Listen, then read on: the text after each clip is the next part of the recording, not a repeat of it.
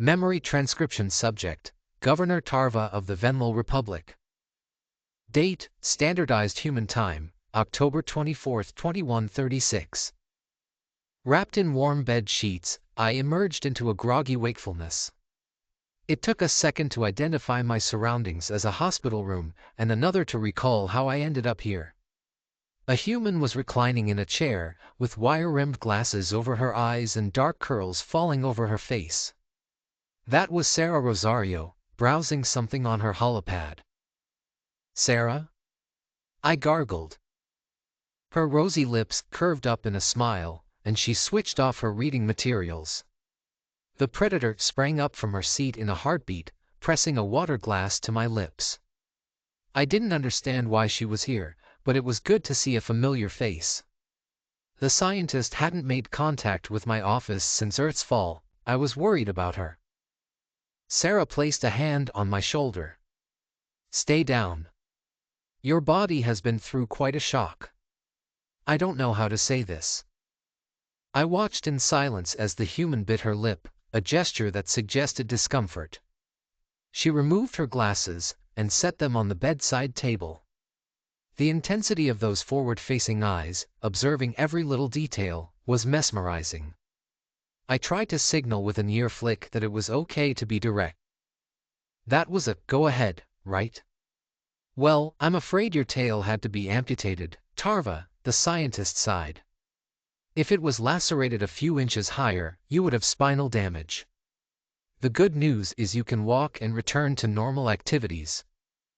I lowered my eyes, taking a moment to process the news. I suspected as much, seeing the look on Noah's face. But so much of our nonverbal communication is with tail signals. It's like your fingers. "I know, and we want to help. I've gotten in touch with some great people on Earth who've created prosthetics for animals." Sarah offered a comforting smile. "It'll take some getting used to, but the prototype I ordered for you is cutting edge. It'll respond to your brain signals. We'd have it ready quicker, but our manufacturing is scrambled." My thoughts turned back to the maimed human attendees. It could have been much worse for me, as there had to be a vast number of casualties. My heart ached at the thought of more dead Terrans. I still couldn't understand why anyone would do such a thing. Even predators killed for a reason. Knowing why this happened would offer solace. Explaining an event to my government and my citizens, which no doubt had been sensationalized by the media, would be a challenge. The Venlo populace must be freaked out. The smooth-sailing months of first contact lulled us into feeling safe around humans. This would give the exterminators backing for their vehement objections to the infestation. I leaned back against the pillow. I hope I didn't say anything harsh about humans. My memory is a bit fuzzy on the details. "That's natural. Your brain is protecting itself," she responded. "You were badly injured and in shock, and what you went through would traumatize a lot of humans too. If you're scared of me now, I'll leave. I understand the event is fresh." "No, please stay. I just feel sad. I really wanted to see humanity succeed. You're my predators, my friends, my snarling guardians." "What happened, Sarah?" "I don't understand. You know we react differently than you. You might have heard us reference our flight or fight response, as opposed to your flight-alone instincts. When crowds panic for you, there's stampedes, we can have those too. But if a human group is agitated with our fight side..." Understanding dawned on me, and I exhaled a shuddering laugh. Sarah raised an eyebrow in a quizzical gesture. The fact that it was a predator stampede, not any murderous undercurrent, took a weight off my shoulders. Everyone would be able to grasp how personal agency became hazy in those situations. The humans are just like us, a more aggressive version of us. Of course, the Terrans felt like we did during an Arxer raid. They were threatened by a genocidal enemy, one they couldn't hope to fight or dissuade. Every second on Venlo Prime, they were scared for their lives and for their entire species. Combine that with grief, and even stalwart predators would lose their refinement. The bomb's chaos made fear-driven anger spill over. It was the mere culmination of a horrendous week for humanity. If it's like a stampede, then it'll make sense to any Venel that things got out of hand. I must issue a statement to the public and see that charges aren't pressed. We know what it's like to lose control, I reassured her. What? There's no excuse for violence. Sarah's lips moved in a frenzy, as though she couldn't say the words fast enough. I was helping you understand the behavior, not exonerating it. Humans are expected to control ourselves, no matter how extreme the circumstances. Many people are hurt or dead. That's never acceptable. It was awful, I do recall. Noah took a long time to stand. Wait, where is Noah? The female scientist lifted a bouquet of earth-born flowers from the table and brought them over to me. They were an intricate cone of petals, bearing a rich shade of red. Unless this was a human gesture of condolences, I assumed those were left as a gift from Noah. I was still puzzled why he wasn't present, but I took the alien plants with gratitude. Noah sat by your side all night, refused to let any doctors look at him. The blast gave him a minor concussion. I had to talk some sense into him, tell him to rest up, Sarah said. I'm sure you'd want him to take care of himself. But he bought you these first, said he hoped they'd cheer you up. I flicked my ears. What about Meyer? The human's thin smile fell in a heartbeat, like I'd asked her something terrible. There was the knowing glint in her eyes. It was the pitiful look of someone who couldn't bring herself to say the words.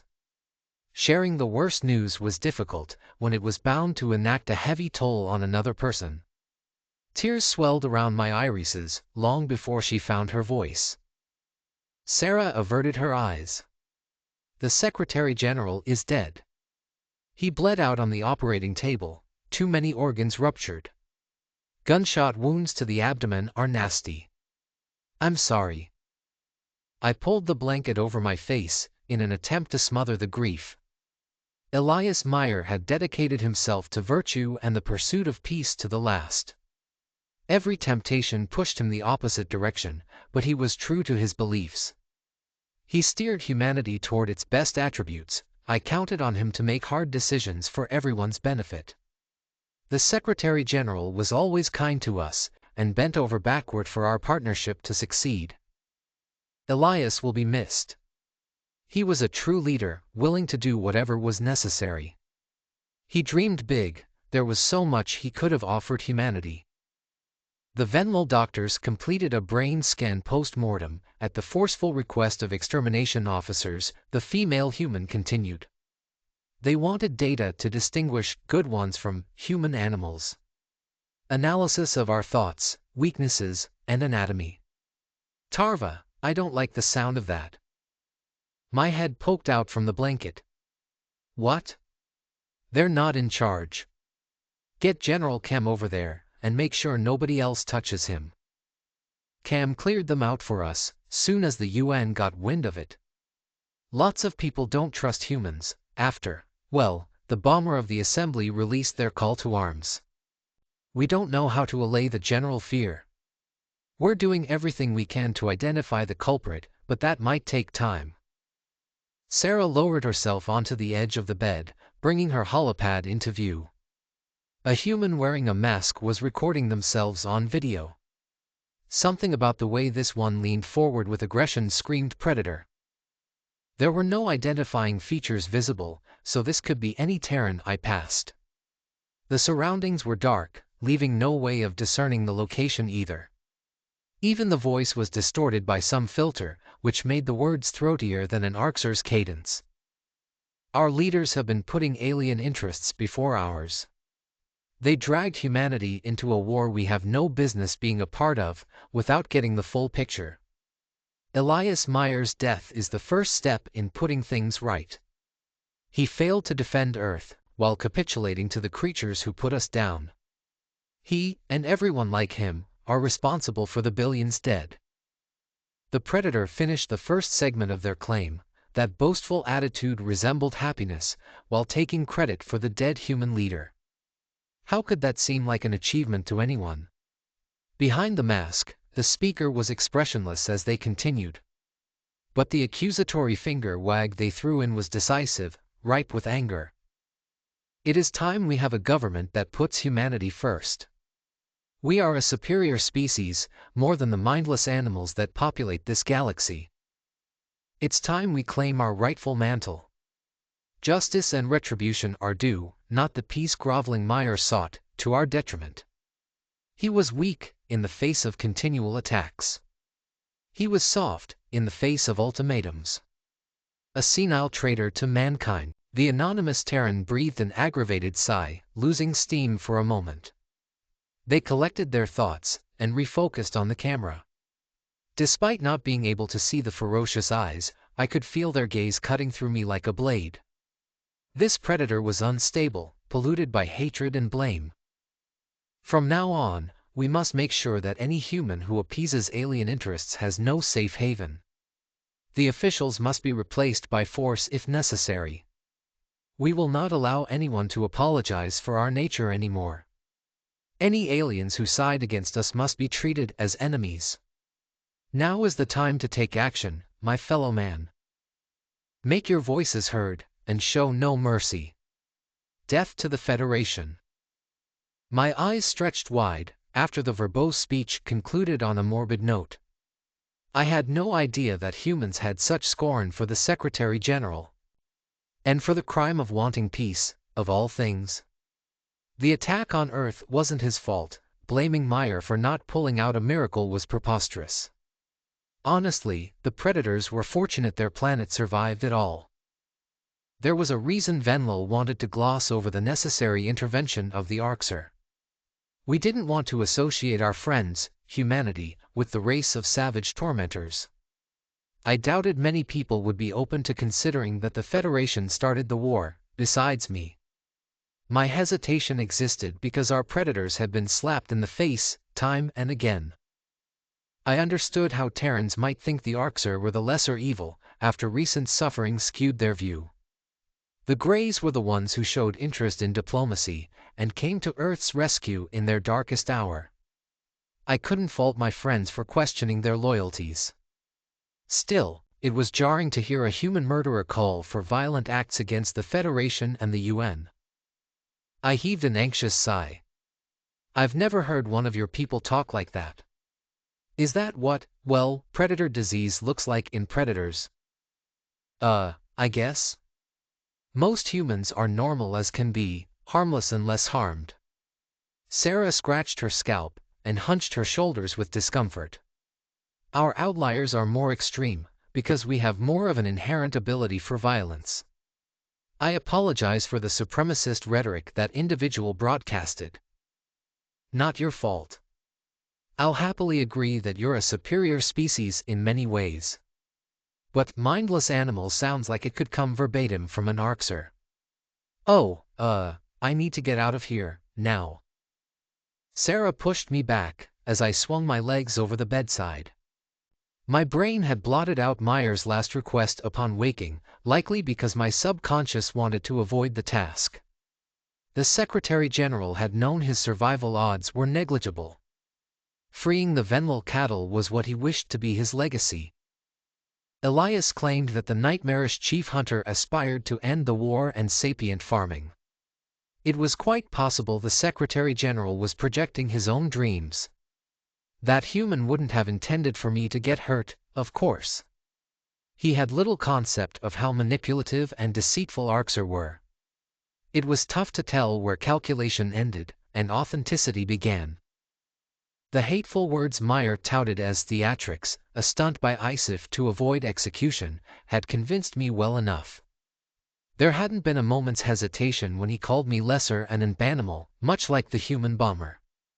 The fact that the first parallel that popped into my mind was a Terran mass murderer wasn't a good sign. Did I trust the Secretary General's judgment enough to go through with this? It wasn't like I actually heard what ISIF told Meyer for myself, to make my own judgment. It's down to whether I believe an obligate child-eater could want peace. Stop kicking me. Governor, you're not going anywhere, the scientist objected. You're just tiring yourself out. I flicked my ears. The Venlo cattle exchange has to go through, and Meyer isn't here to finish it. This can't wait. I have no idea who your new leader is, or what they'll do. Elias begged me to speak to Isif. I respect him too much not to try. Isif? The Arxer's commander in this sector? Meyer shouldn't have requested that, especially with your personal history. Despite that, if an Arxer truly wanted peace, I am willing to try. It's his intentions I'm concerned about. Our history with them doesn't offer any indication of empathy. But you know they've shown it to humans. Or at least mimicked it. The mere thought of Isif makes me shudder and want to crawl under the bed. Damn it, I'm going, before I change my mind. I just have to release a statement to the Venlo people first, for your sake. Sarah knitted her coarse brows together and raised a finger in the Terran 1-second gesture. She retrieved a wheelchair from the corner, moving me into it before I could protest. How weak and frail did the human think I was? I could walk on my own. Getting used to the lack of balance for my missing tail, before I face-planted with Isif, was important. I'm coming with you, and it's not a debate. Noah's not the only one who can disregard his welfare, she quipped. I squirmed as the chair rolled out of the room. You don't have to do that. The work you're doing with the Venlo soldiers is important. You're more important. Besides, I thought you'd want someone you knew as your liaison. I'm here as the interim ambassador, and also as an old friend who owes her life to you. Isif is less likely to harm you with a human around, so I'm coming. Well, all right, if you insist. The two of us have a lot of catching up to do, Sarah. I haven't seen you since the exchange program. Heh, you were gone to Offa for over a month with Lover Boy. I hate politics, anyways. Your diplomatic functions bore me to death, if I'm honest. I'll be a poor ambassador for that stuff. Likewise, doing your work, all the data and analyzing, would bore me silly.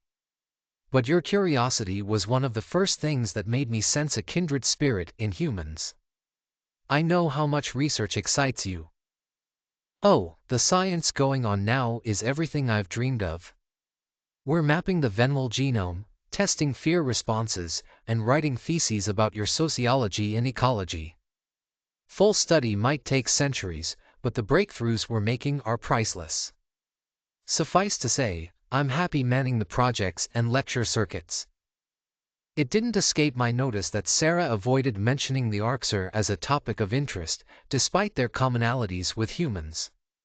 Something told me that she was afraid of Isif too. The Grey's actions had sickened her from the start. Her unease made me feel a bit better about my soul-crushing dread. What good could come of this meeting Elias wanted, beyond a bitter agreement? I wasn't sure it was possible to have a meaningful conversation with creatures that thrived on cruelty. At least sailing off into the night would reassure the Venlo. Visiting Earth would be a public display of trust in humanity, to back my issued statement. If the masses knew the reason for my voyage, it would undermine the soothing explanation about human stampedes. They would spit on Elias Meyer's corpse for broaching the topic, and despise me for negotiating with vile monsters. It wasn't clear how we would disguise the methods used to save any Venlo cattle. This was going to be a precarious situation to manage, from an optics perspective. Memory transcription subject, Governor Tarva of the Venlo Republic. Date, Standardized Human Time, October 25, 2136. This wasn't how I imagined my first visit to Earth, communicating with a disorganized UN via hail that went unanswered for minutes. The humans on the line were terse at first, but there was a drastic shift in tone after they realized who I was. It made me feel guilty to be landing, while they were on edge and reeling from the attacks. The poor Terran governments were still trying to clean up the aftermath. It was stunning to see the sprawling oceans from above. This was not the image of a predator hellscape the Federation depicted. Pictures didn't do Earth's serenity justice. The humans were blessed with a gorgeous homeworld. Perhaps this is why they were obsessed with studying their environment and caring for animal life, despite their preordained role as killers. When I asked to be pointed to Chief Hunter Isif, we were referred to a base outside New York City. My heart ached, as I recalled that was once the UN's headquarters. Our ship was granted immediate clearance by the regional powers, and the American tribe heaped on apologies that they couldn't scramble a proper welcome. It did surprise me that the U.S. radio operator politely said she hoped I wasn't here to stir up trouble. Our predator friends really didn't want to piss off the Arxer. A green and brown pelted human waited outside the ship, with a contingent behind them. "Governor Tarva, we're honored by your visit. Please, let us know if there's anything you need." The soldier snapped a hand to their forehead, and the others behind mirrored the cue. I didn't understand what this gesture meant, but it seemed respectful. It was difficult to discern every human cue, since their body language varied so drastically from the rest of the galaxy. I wished once again that they had tails to make it easier. Sarah sensed my confusion and leaned by my ear. "That's a salute. It's a military gesture of respect. They're welcoming you as one of their own." Thanks. Do I do it back?" I asked. The American soldier chuckled. "Sure, you can if you want." I raised my paw awkwardly, pressing the pad down against my ear. The humans had a good-natured laugh at my discomfort, and the leader extended a clawless hand in greeting. Recognizing that invitation as the primary human introductory gesture, a show of non-hostility, I placed my paw in their hand. Those fingers tightened in a vice-like grip for a moment, before breaking away. Chief Hunter Isif is in the mobile unit there with the excessive, decorative weapon displays. "We're surprised, and slightly concerned, by your request, Governor," the spokesperson growled. "That said, we're happy to acquiesce any ask by our oldest alien ally. Would you like an escort?" I flicked my ears. "No, thank you.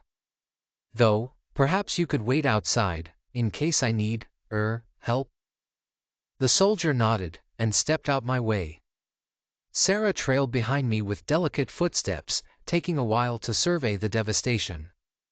The horror was plain on her face, as she saw the raised skyline. This place had once been a teeming mass of Terran civilization. The grand architecture and the homes of millions were obliterated in the bombing, which left the population center in disarray. I had no idea if Isif had been told to expect us, but he hadn't left any greys waiting outside. The door wasn't left ajar as an invitation either. That set me more on edge than I already was, escalating the knot of fear in my stomach. Perhaps the chief hunter wasn't at all interested in talks with a lesser species, and was lying inside in ambush. What was I thinking? My feet came to a halt by the door, standing stationary. "And no, I don't want to." Sarah placed a hand on my shoulder. "You don't have to do this. We can turn back. I'm sure the American military would be happy to go through the dog and pony show, even in their current state." "The what?" "Help me walk in." "You're asking me to carry you? That'll probably be a bad look." "Ugh, and never mind. You're alright." Sucking in a gasping breath, I slammed my paw down on the door handle. The room was pitch black. Despite it being midday, the Arxer had placed blackout curtains over every window. A single lamp was turned on in the corner, illuminating Isif's silhouette. The predator was massive, with a girth that put the weightiest humans to shame. That was due to his hardy skeleton and abdominal muscles. The rough scales were visible on his spine, since he had dropped to all fours. It was on the floor with a gouged child in its mouth. The beast was snacking on the poor little thing, who was wailing her head off. "Whoa! AFH!" she shrieked. My horror turned to confusion, as I realized Chief Hunter Isif was spinning around in circles. Upon closer inspection, the Arxer had his teeth gripping the child's scruff. He hadn't even drawn blood, despite being able to taste her flesh. There were no signs of drool around his lips, or dilation in his slit pupils either. If I didn't know better, I'd think the prey kid was enjoying this. She was moving her arms up and down, like a bird's wings. The hunter stopped moving his paws, and set the child down on the floor. The Gojid giggled, bouncing on her haunches. Again, sci-fi. Faster this time, she cheered. The Arxer issued a bone-chilling growl that set my fur on end. My name is not Sci-Fi. Sci-Fi is harder to say than Isif. But Sci-Fi is a better name. It's super cute. Cute? Why, you leaf-licking demon, take it back. No. I don't listen to you. You came into my cabin, so you will listen to me. Don't make me roar at you, Nulia. Yes, roar. Roar at that Venlil. It'll be funny. The Arxer whipped around, lacking peripheral vision like the humans.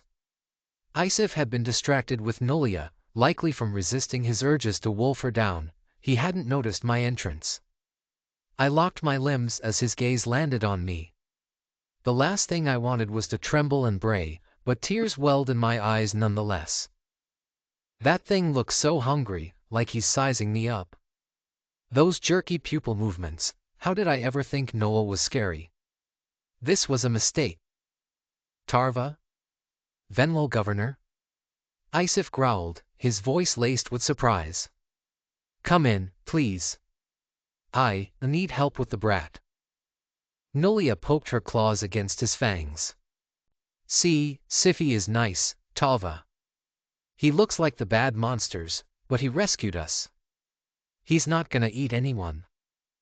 Quit sticking your grubby claws in my mouth. How would you like someone doing that to you? I don't have the snarling teeth. You do. Muzzle doesn't care at all. If Marcel is happy to be poked and prodded, that's his business. It's obvious he doesn't discipline you at all.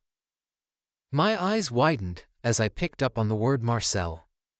Perhaps that was a common male name for humans, since the odds that the tortured predator was here were astronomical. The Arxer flared his nostrils and picked Nulia up by the scruff. He stalked past me, returning to a bipedal stance. A human male limped up the stairs, with only stubble on his scalp. There was panic in his hazel eyes, along with a nasty pair of scars on his cheek. That was, in fact, the same wounds I'd seen on the half-dead human. His jaw dropped as he saw the Arxer toting the Gojid. The Terran lunged forward, snatching Nulia away with shaking hands. Marcel bared his teeth, eyebrows slanted down. I've been looking everywhere for you. What were you thinking, wandering into an Arxer's lodgings? You're lucky that, I'll tell you later. Marcel. I squeaked. It's good to see you up and about. A reddish eyebrow arched in confusion. Governor Tarva? I don't believe we're acquainted, so I presume, well. Sarah nodded her agreement.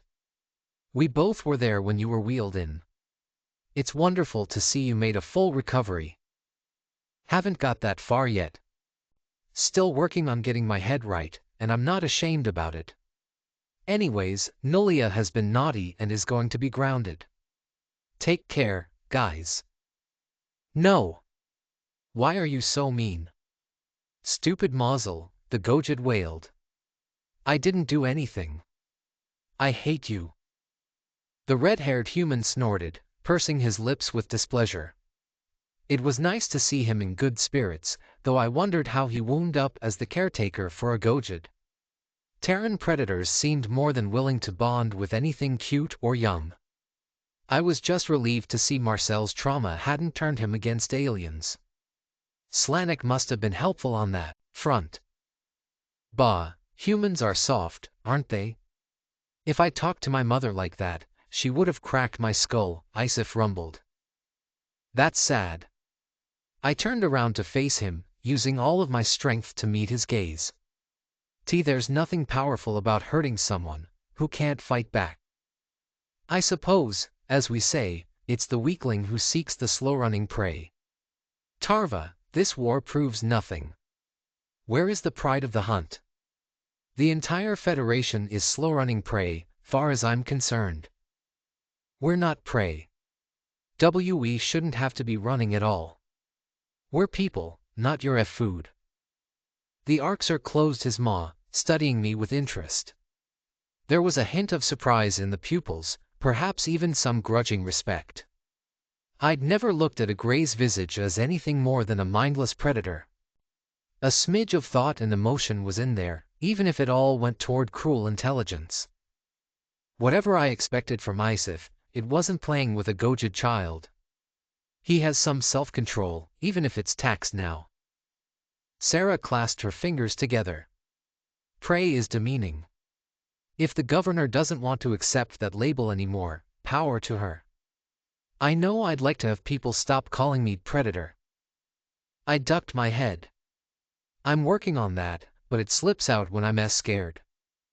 Tarva, you don't call me the gray, I'll drop the word of prey. Such a stupid name, Isif hissed. Your fur is gray, and they don't call you that.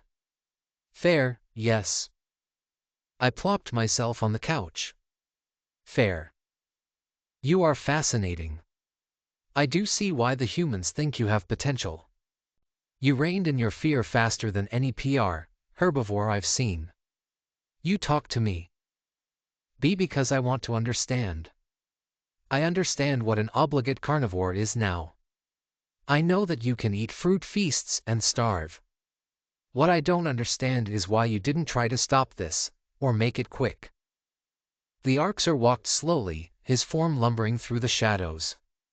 I could imagine the Federation never looked at such monstrosities as truly sapient. These weren't the social humans, whose common ancestors included tree-dwelling frugivores. Isif had bony claws that could tear through skeletal muscle, and yellow teeth that curved out of his jaw. He was the perfect killing machine. Sarah was uninterested in sitting, she preferred to stay on her feet. The gray paused by the couch, eyeing the open spot next to me. His tail lashed the cushion, and waited for a reaction. A predator I had screaming nightmares about was so close, staring me down. I could feel his rank breath on my neck. My heart pushed against my rib cage, leaving me with the urge to clutch my chest. Those flaring nostrils must be picking up my nutritious blood. If I understood how scent worked, he could taste me on the breeze. I was certain he could smell the fear chemicals coursing through my scrawny frame. My breathing was becoming erratic, despite my efforts to measure it. Isif leaned back. I am trying to make this war stop. Some idiots from your side started this all. It doesn't matter much now, they're dead. Neither of us are responsible for what our species did. You're a chief hunter. That's not a powerless grunt, Sarah interjected. I'm one person. The fighting was necessary. The cost of the Federation winning the war was higher than us winning, until now. Venlil are curious, accepting predators. An anomaly. I hugged my knees to my chest. Do the Arxer even have a society to lose? What are you? The chief hunter retrieved a holopad from an armrest. The device had grips carved into the back, which were clearly meant to suit an Arxer's claws. He pounded at a keyboard that seemed to have an alphabet of random slashes, and a low growl rumbled in his throat. The predator picked out a single image, turning it to me. The picture looked like a village of modest huts, separated from each other by sizable distances. The Arxer might as well have installed chasms between themselves and their neighbors. There was no electricity visible inside the dwellings, since the nocturnal greys preferred darkness. I guess they'd only use power for appliances. Surprisingly, there were no carcasses hanging outside, and no blood on the overgrown grass. All roads seemed to converge on the woods, where the activity ticked up. Bulky greys were fighting in pavilions, while younger ones practiced stalking alone on wobbly pedestals. It figured that their playing was all hunting and violence. The humans at least have the decency to mask their predation. They would never think about hunting for fun. Isif bared his teeth. That's our homeworld, the warm spheroid we call Riss. That means rock, loosely. Most people work on the farms, in betterment, in shipping and manufacturing, or in the military. The government assigns rations based on merit. Sapient rations. All you ever ate. The alternative is to starve. I do not wish to die that way. You do not know what it is to be hungry, to live with pains and cravings. I would rather starve than eat people. That's easy to say when you're content and sated, is it not? Ask your human friends what they are like when deprived of food. They eat each other, in extreme cases. My eyes shifted to Sarah, who flinched. The human scientist brought a fist to her lips, coughing awkwardly. The thought of my predator friends eating their own kind made my stomach flip. I hadn't thought they'd munch on Venmal, let alone other Terrans. Was the archer mistaken? Cannibalism is taboo, and very rare, she managed. People, many humans will do anything to survive. As Isif said, it's usually in extreme cases, with no other food for an extended time. That's appalling. That's worse than predatory. Of course it is. But Venlals steal food from each other during your famines. Eating human flesh sickens us, and that is an awful decision to make. Your body can't function without food and water. It's a biological requirement. It was still fresh in my memory how outraged Sarah was when she learned of the Venlal cattle. I recalled how widespread fury and disgust took root across Earth when they discovered our plight. Yet now, the scientist was downplaying the consumption of sapients, her own race. Was starvation the only excuse predator races needed to cast aside their morals? Isif curled his lip. Arxer have such cases too. Also rare for us. Many people are desperate now, but it's punishable by execution. The diseases are too dangerous, so the Dominion, well, made examples. What? Diseases? I squeaked.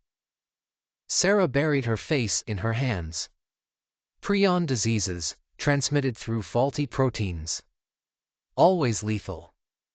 Beyond the moral issues, that's a good incentive for us not to, eat human flesh. There's communicable diseases that can only spread through predation. It's a wonder the omnivore humans haven't all gone vegetarian. It was tough to reconcile the disconnect between the civilized humans I knew and the worrisome practices I continued to uncover for many that were desperate. This exchange made me feel a lot less certain on Terrans never eating Venlal, a qualifier I had believed with all my heart. These two alien predators who had more in common than I'd like to admit. I knew Elias Meyer hid a lot from us under his regime, but the extent of the omissions was startling. Isif tilted his head. You could help humanity now, Tarva. Unless you think they deserve to choose between eating their dead, or starving to death alongside their kin. I am helping. I love them still, I said, wiping a frightful tear away.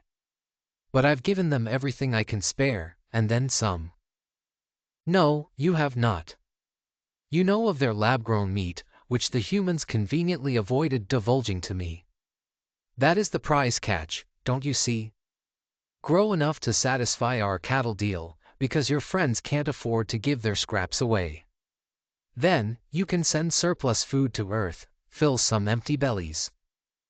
You're insane. You think Venlal would ever grow flesh as predator food? The backlash I would get. It's a small price to free millions of Venlal, without the animal killing you pretend your paws are clean of. You're a hunting-challenged species, but it's truly no different than cell cultures. Hunting-challenged species was a roundabout way of calling Venlal prey. I tried to swish my tail in irritation, but the missing appendage was unresponsive. It was surprising the Arxer hadn't commented on the amputated stump. He didn't question why Elias Meyer wasn't present either, so I suppose he'd learned of the bombing. Isif was correct that it was only cell cultures and lab work, but growing carcasses was a tough pill to swallow. It felt like a betrayal of everything the Federation believed in, like we were selling ourselves out.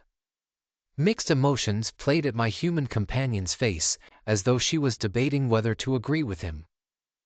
Putting our industrial capacity to manufacturing dead bodies, yikes, I thought to myself. The Venlo extermination officers will say it's a slippery slope to enabling wildlife murder. They might be right.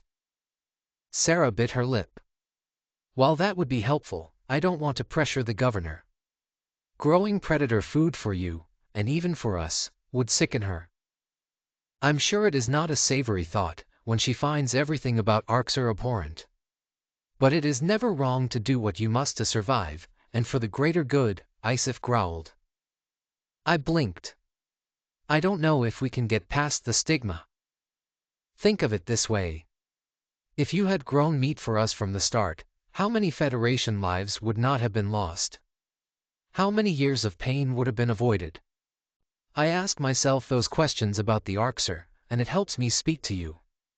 My pride and my culture say I do not need your kind, but the stigma is inconsequential. It is illogical. I know it's illogical. I thought about the feral predator's words, and how my daughter could still be alive. Would I not grow flesh in a heartbeat, if it stopped the Arxer from bombing Venlo schools? I'll try to get it through. Rush it, even. I won't make any promises, but let's plan for the exchange 5 weeks from today. The chief hunter rose from the couch, attempting to give a polite tail swish. It came across as a rapid lash, but I recognized it as an effort to communicate in our terms. I couldn't believe how insightful that dialogue was, and how polished the gray was. Because of the humans, the Venlo took the first step to repairing the rift between predator and prey. It remained to be seen if this cattle plot the United Nations dreamt up ended in disaster. Memory transcription subject, Captain Sovlin, Federation Fleet Command. Date, Standardized Human Time, October 27, 2136. The overall reaction to the news on Alpha was pure pandemonium. I believe that the Kolshan public as a whole had no idea about any of this. They were livid with their own government for keeping predator species alive. Leaders of every planet rushed to the airwaves to broadcast statements, with a few withdrawing all ties to any converted race. The crocodile ambassador barricaded himself in his quarters, and reportedly called in airstrikes on his own holdout worlds. The avian commanders would not adhere to this order, which drove him further into a rage. After leading the raid on Earth, it was too much for them to process that they were the first sapient flesh-eaters. Chief Nikonus did not resign his post, and instead, attempted to appease the angered members. The Kolshans had been the leading force among races that sought a military alliance with Earth. A new coalition was organized to threaten anyone who left the Federation or reached out to humanity. Tens of thousands of ships were brought on preemptive standby. But the neutral factions were the interesting ones to observe. The divide became skewed in the humans' favor, as the Federation turned on each other. Of the non-converted neutrals, those with close ties to presumed omnivores were the likeliest to offer aid. The Sulian and Iftali alliance, a government consisting of 2 sapient species from the same world, were the first to announce their support for Earth. The Iftalis religion based on dietary purity led to unpleasant conclusions. I hadn't come to terms with being a predator, or a scavenger, as Nikonus had put it. Silene worked tirelessly to spin a tale of victimhood, but I didn't feel oppressed. Perhaps the Kolshans were right, that they'd turned the Gojids into something worth saving. We were a better species for not eating meat, and never knowing that temptation. What would the humans say? Is it wrong to feel that this cure was a cure, that I'm a disease? Right now, I was engaging in my first interaction with the Federation in days.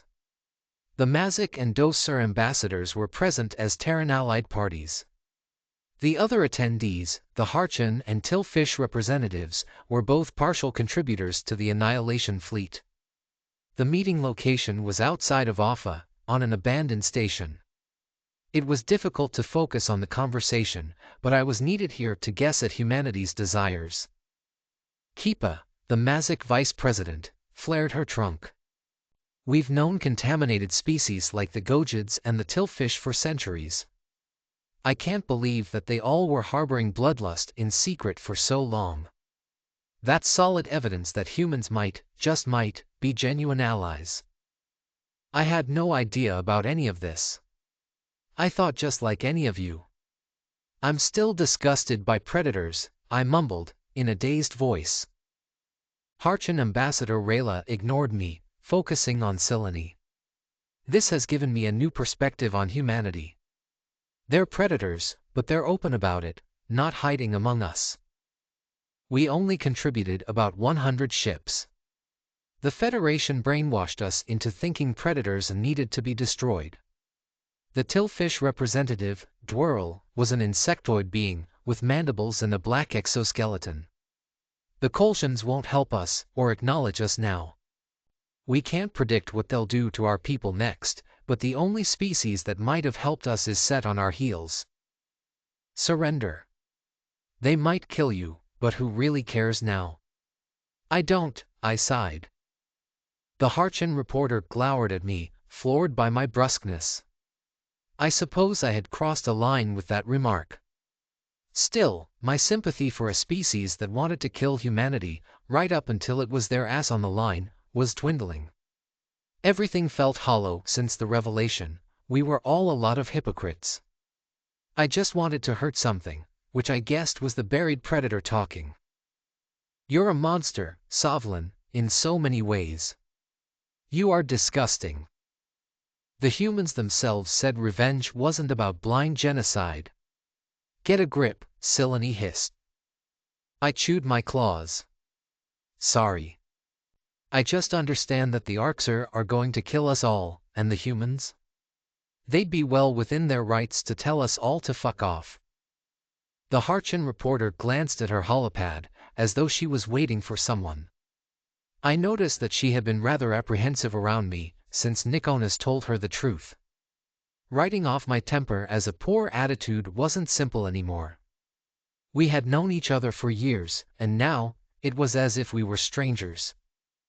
My ears detected a faint sound, like the patter of rain on a rooftop. Instead of coming from above, the light vibrations echoed through the floor. Something bipedal was attempting stealthy movement. My reptile friend showed visible relief, as she picked up on it too. That suggested it wasn't Kolshian soldiers here to knock us off. Two human figures clicked open the door, and turned their backs to us. They must be checking that nobody had followed them. The predators were covered head to toe in full-body armor, with helmets that concealed their features. I could tell from the slight limp in the male's step that it was Carlos covering the rear. The slender predator, likely Samantha, made a high-pitched sound. It sounded similar to a bird whistle, and was followed by a hand wave. Attack Can male ducked out from behind a corner, receiving the coast clear message. I was shocked at the condition he was in. There were gashes and contusions all across his silver hide. What did you do to him? Kipa shrieked, with a trunk flare. Who invited you lot? Silani raised an arm. I invited them. Carlos inhaled sharply, tightening his fingers around his gun. That's the Takkan ambassador, jailed and mistreated by the Kolshians. We broke him out, while cantankerous Sovlin was snooping around. Sorry. Old habit, the Mazik responded. It's good to see you, predators. Ambassador Rayla was frozen at the sight of the predators. The humans were twice the height of an average Harchan, before gear bulked them up. She held a pen out in front of her with stiff arms, as if that would ward off gun-toting primates. To be fair, she was probably leaving this station in their custody or in a body bag. Dwirl took a different approach, and clicked his mandibles in a submissive note. He scuttled forward on his black, jointed legs, which connected to his rotund thorax. The tillfish shook as he threw himself at the human's feet. His antennae quivered and his beady eyes fixed on them, waiting for a reaction. Carlos jumped backward with apparent fright, and barely kept his twitchy finger off the trigger. Samantha shook her head, muttering curses and denials. A shudder rippled down her back, while her legs seemed unsteady. The predator's response was bizarre, something I hadn't seen from them. Were the humans afraid? They'd never shown any fear of aliens, not since I'd known them. Hell, both of these soldiers had gone up against the worst the galaxy had to offer. Carlos was eager to go toe-to-toe with an Arxer, throwing himself in its face without hesitation.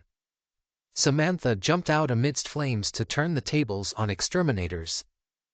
What in the Protector has gotten into them? This is almost comical, that an insect species is what elicited fear from them. Twirl, back up. I think you're scaring them, I growled. Carlos took a shaky breath. More like freaking me the fuck out. I second that. Totally creepy, man, Samantha added. Silene, a little warning next time. Silene looked bewildered. Warning for what? The human predators watched warily as the tillfish shuffled back on his spindly legs. The TAC-CAN representative was happy to take a seat, but the Terrans were hesitant to enter. Their posture, which was fluid and graceful under normal circumstances, had gone rigid as a board. They beckoned to me and Silene, while swallowing more often than usual. The other representatives stared, as the Harcham journalist and I jogged up to the predators. The UN soldiers pulled us aside, keeping their voices hushed. Their body language suggested tension, and they kept shooting glances at the tillfish. It was threat assessment. They wanted to be certain he hadn't moved. First off, great work with Nikonus, both of you. More on that later. Samantha cleared her throat. So, many humans find bugs and crawly things unnerving or outright disgusting. I'm not sure I can talk to, whatever that is, seriously. You're afraid of them, not the Arxer. Don't judge me. The deadliest animal on our planet is a tiny little insect called a mosquito. Worse than all those predators you hate, the human female hissed. Carlos nodded. Also, where Sam lives, there's spiders everywhere that are fucking deadly too. We evolved to be afraid of them because they're venomous. I leaned back in understanding. They're your natural predators. That's kinda hilarious, to be honest. See, now you know how we feel, talking to you. Oh, fuck you, Sovlin.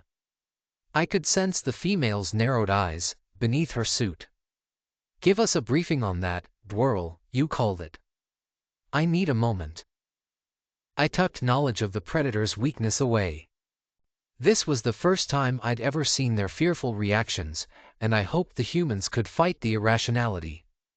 By the Protector's blessing, they hadn't even referred to the child-eating Arxer as a depersonalized it. It wasn't clear how they'd react to an enemy species that set off internal alarms. Silene piped up, with a bashful expression. Twirl's species is called the tillfish. They're one of the modified races, we think. They were the smallest contributor to the attack on Earth, with a mere 100 ships. They attacked us. So we can kill them all with a clear conscience, thank the Lord, Samantha mumbled. Carlos crossed his arms. I doubt they're all complicit. Everyone wanted to kill us because we looked creepy, Sam. Let's not be like that. I'm good, now, so let's talk to the giant spider ant thing before making decisions. The female predator snorted. Sure, why not? Just another Friday with the peacekeepers. See space, meet exciting new people, they said. It'll be fun, they said. Samantha shook her head and strode into the room with careful steps. She seemed to be mapping an exit route if needed. Neither human took a seat by the table. There was no doubt the assembled representatives had noticed their jumpiness. I hoped the Terrans could get it together. Perhaps it would be best to force Twirl to leave the proceedings before someone got hurt. Aller, the Dosur diplomat, chittered from atop the table. Hailing from the most diminutive species in the galaxy, the size gap was a difficult hurdle to overcome. The Dosur hadn't believed humanity's tale about their representative's death, and broke off relations with Earth. However, after Nikonus affirmed Kolshan culpability on tape, the rodents were back at the bargaining table. Now that is adorable, Carlos decided. Look at those little ginger mouse ears. Hi. Aller shuddered at the predator's roar. Gg, no, no. Please.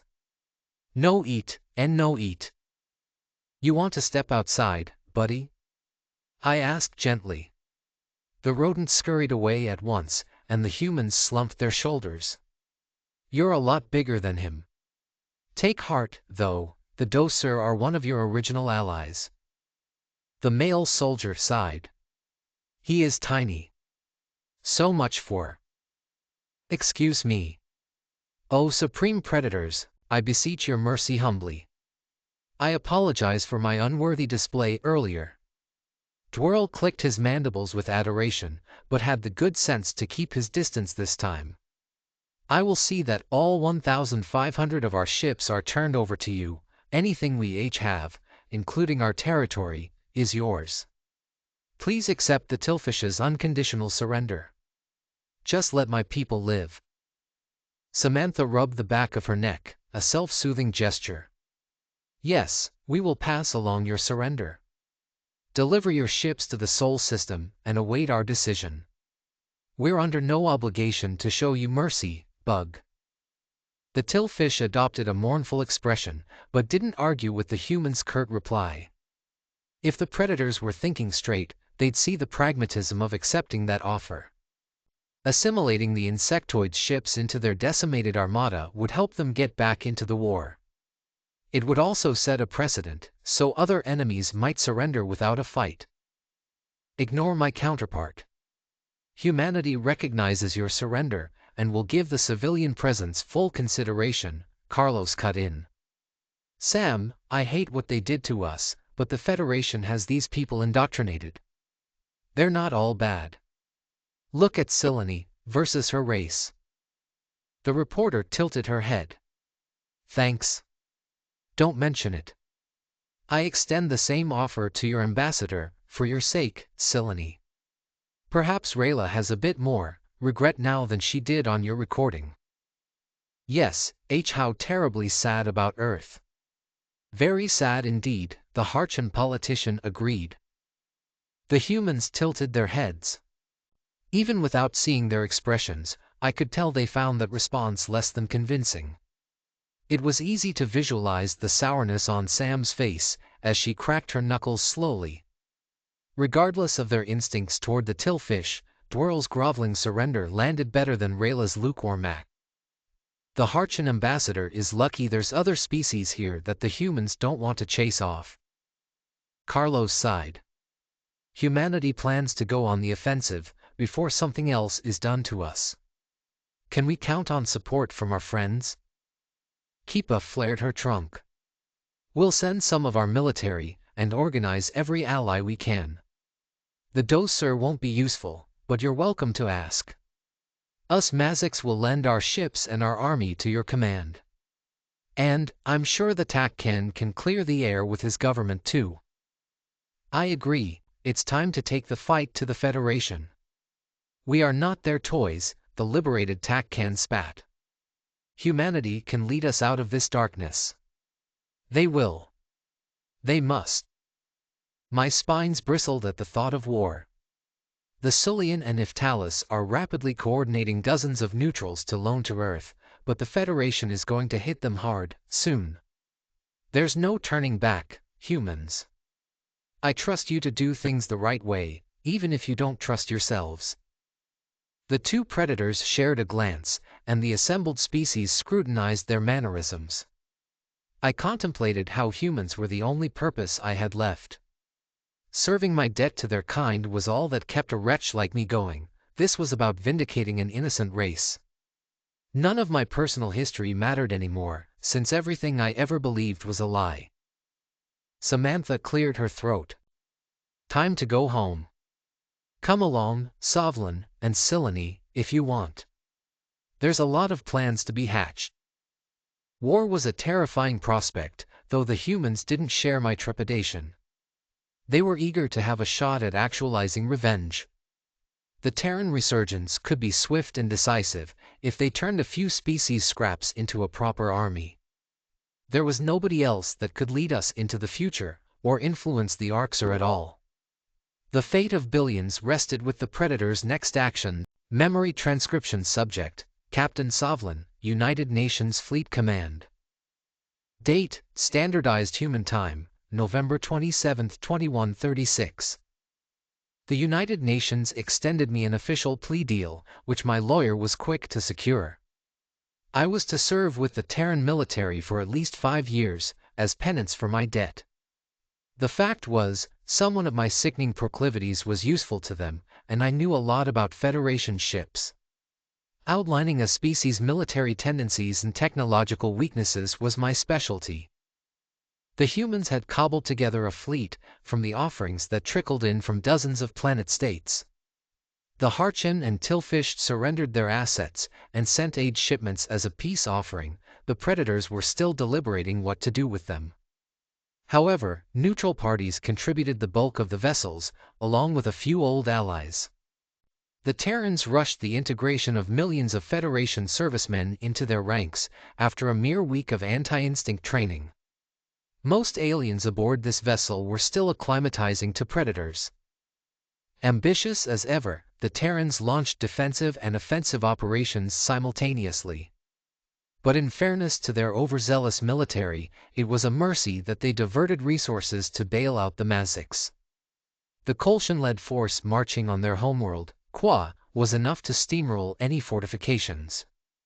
My role was as the resident expert on Federation tactics. I knew the terrain and local sensitivities better than my primate allies. Captain Monahan scanned the bridge with her observant gaze. All hands are on deck. FTL disruptors are still in full force, so we're going in the old-fashioned way. ETA to Qua less than 30 minutes. Settle in at the sensors station, Sovlin. I'd worked with just about every race over the years. Now, we were setting sail to fight people I once thought friends.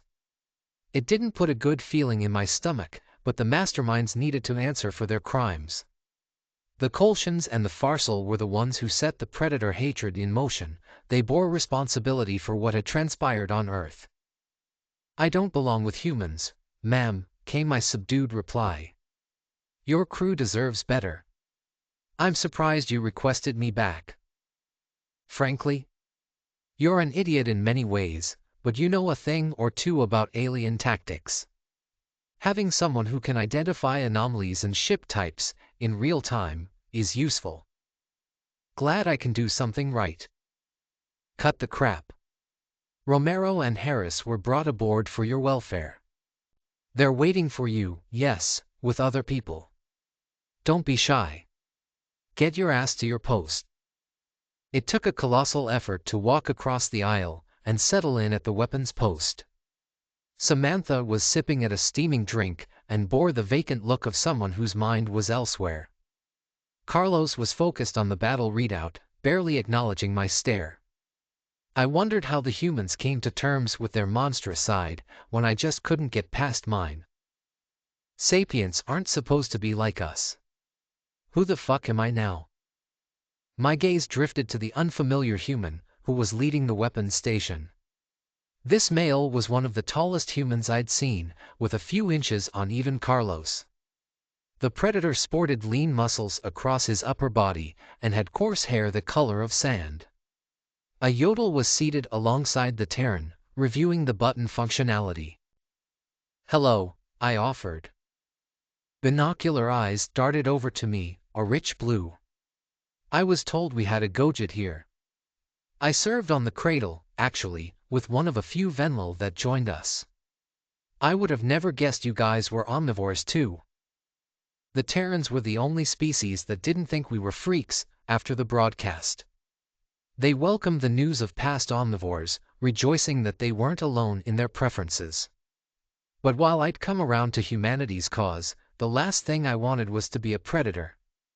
It was a lonely status, full of grisly practices and animalism. How could I be in the same class as an Arxer? Carlos coughed. Don't bring that up. They were raised from birth to hate meat-eaters, told there was nothing worse. Our buddy here's had a rough time of it. Right, my bad, the stranger agreed. Anyhow, I'm Tyler Cardona, and this is my partner from the Yodel exchange program, Onso. The last month has been pretty shit, but I was stoked to get accepted to that initiative. Onso flicked his reddish ears. Ha! Tyler wouldn't even eat around me when we first met. It was like he was scared to talk about Earth. You didn't see how the Venlil I was with reacted. Slanik, that was his name, he puked his guts out and had a breakdown from a few beef crumbles in my MRE. My spines bristled in alarm as the name Slanik reached my ears. It was as though someone dumped a bucket of ice-cold water on my head. If this Tyler knew the Venlil, he likely knew Marcel by extension. The red-haired human had mentioned he'd served on the Cradle and spoke about the tragedies that unfolded. Protector, it was just my luck to get stuck serving under one of his buddies. I was fortunate Tyler didn't realize who I was. For this particular human, my crimes were a personal attack on someone he cared about. I shot Sam and Carlos a pleading look, imploring them not to pipe up. Perhaps it was necessary to ask Captain Monahan for a transfer, although her reaction would be one of displeasure. Put simply, my identity could interfere with station performance, if it came to light. By the way, isn't this a sick ride? I couldn't pass up a chance to serve on one of the few human craft left in service, the sand-haired Terran continued, giving the desk an enthusiastic slap. Captain requested me because I'm an expert on the fear suppression program. You hear that, Onso? Expert. Quit the yapping. Will you let the newcomers get a word in? What's your name, Gojid? Onso asked. I narrowed my eyes. Don't have one. Tyler snorted. Of course you do. Don't make me pry it out of your buddies. What's your problem? My problem is you talk too much, and we're about to go into battle. Even Onso notices you can't keep a lid on it. So kindly, shut the fuck up. The smile vanished from the sensor officer's face, and he shot his Yodel pal an incredulous look. His features took on a scowl as he turned back to me. I squirmed under his paralyzing glare, knowing my words were too harsh. It wasn't my intent to offend the big guy, but opening up to him wasn't an option. It wasn't wise to advertise my identity to humans in general, let alone a pack mate of Marcel. A dangerous growl rumbled in his throat. I am an officer of this ship. You don't get to speak to me like that. Hey Tyler, I know he's being an ass. He takes a while to open up to humans, Carlos jumped in. Please, cut him a break this once. Just let him settle in first, and warm up to you in his own time. Whatever. But it better not happen again. You want all work, no play? Start analyzing the subspace data, and plotting intercept vectors. Give me a list of potential targets, as soon as enemies are in sight. I lowered my eyes. Yes, sir. Samantha sipped at her bean drink, momentary interest in her eyes. The female human and I had been getting along better since Silene's rescue. All the same, I wondered if she'd turn me into Tyler down the line. After this battle, I had to get myself transferred to a different station. Weapons would be more up my alley anyways. With a great deal of effort, I zeroed in on the sensor data. The subspace trails we could detect were faint, coming from the direction of Alpha. We had assumed the enemy would beat us here by a few hours. Visual contact was needed to assess the drive signatures and determine how many species we were up against. I worried just how far the Federation would go, with their organization fracturing. The Mazics needed to hold out a little longer. I cleared my throat. No sign of friendly activity. The fact that there's no outbound trails suggests the skirmish is ongoing. Good news. Why is that? Tyler asked, in a gruff voice. The Federation would send word home if they'd achieved victory. We need to get a comm link with the Mazics, make sure their planetary defenses don't start picking us off. The sensors officer relayed the message to Captain Monahan, who nodded in agreement. She issued orders to a FISN at the comm station, which was where most prey had been relegated. The alien crew members were doing their jobs seamlessly so far, but humans were best suited for high-stress roles. Nobody else had the ability to block out fear, like it wasn't even there. Onso tampered with the viewport settings, straining on his digitigrade legs. The Yodel looked more comfortable with the technology than I expected. Perhaps Tyler had taught him the modern ways, somehow. The blonde human hadn't shown any concern with leaving a primitive novice unattended. It was a wonder those two found any common ground for friendship. I pored over the subspace trails and fed the data to the computer for analysis. The AI took several seconds to extrapolate optimal paths, once I input Qua as the primary target. It was likely the Federation would take a conservative approach in case of a human ambush. Predators were predictable, but the same could be said of prey, the normal races. That meant we might be able to spot a lookout ship. If we can take them out before they relay useful data, that's ideal. The less information the enemy has, the better. I leaned over to Onso. Search for recon ships on the viewport. We want to take out their eyes. Apologize to Tyler first, the Yodel bar. This is not the time for petty squabbles. We're soldiers, not daycare workers. Do you want to lose ships and lives because you're mad at me? I don't want to work with you. The feeling is mutual.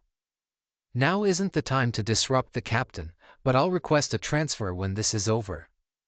We have to work together, this once, because what you want and what you get are two different things. Start the fucking scan already, if you know how. The uplift bared his teeth, and I noted the fur on his hackles rising. He saw I had no problem with my human guards, which suggested my issue with his friend was personal. Truth be told, every part of me wanted to give Tyler a rambling apology for all my transgressions. If he wanted a piece of me, I'd be happy to let him throw some well-placed haymakers. But at this moment, coming clean was the worst thing I could do. It would interfere with the mission. Tyler narrowed his eyes. Is there a problem, again? The Gojid thinks he can order me around. He's insufferable, Onso grumbled. Samantha exhaled a flustered breath. He only said to search for scout ships. The feds will take more caution than usual, I imagine. If he's giving solid advice, go with it, the tall officer said. Onso, I know you're sticking up for me, but there's too much at stake to be arguing now. I can look out for myself, okay? The Yodel pinned his ears back, before shifting the viewport at maximum magnification. Idle asteroids greeted us from the circumstellar disk, but nothing was of particular interest. In the meantime, our comm station had established contact with the Mazics. They sounded uncharacteristically happy to be on the line with the human fleet. Carlos leaned close to my ear. You could just make up a name, man. What about Vinny? I scrunched my nose with distaste, ignoring his suggestion. That would just leave Tyler infuriated that I'd deceived him when someone called me by my real name.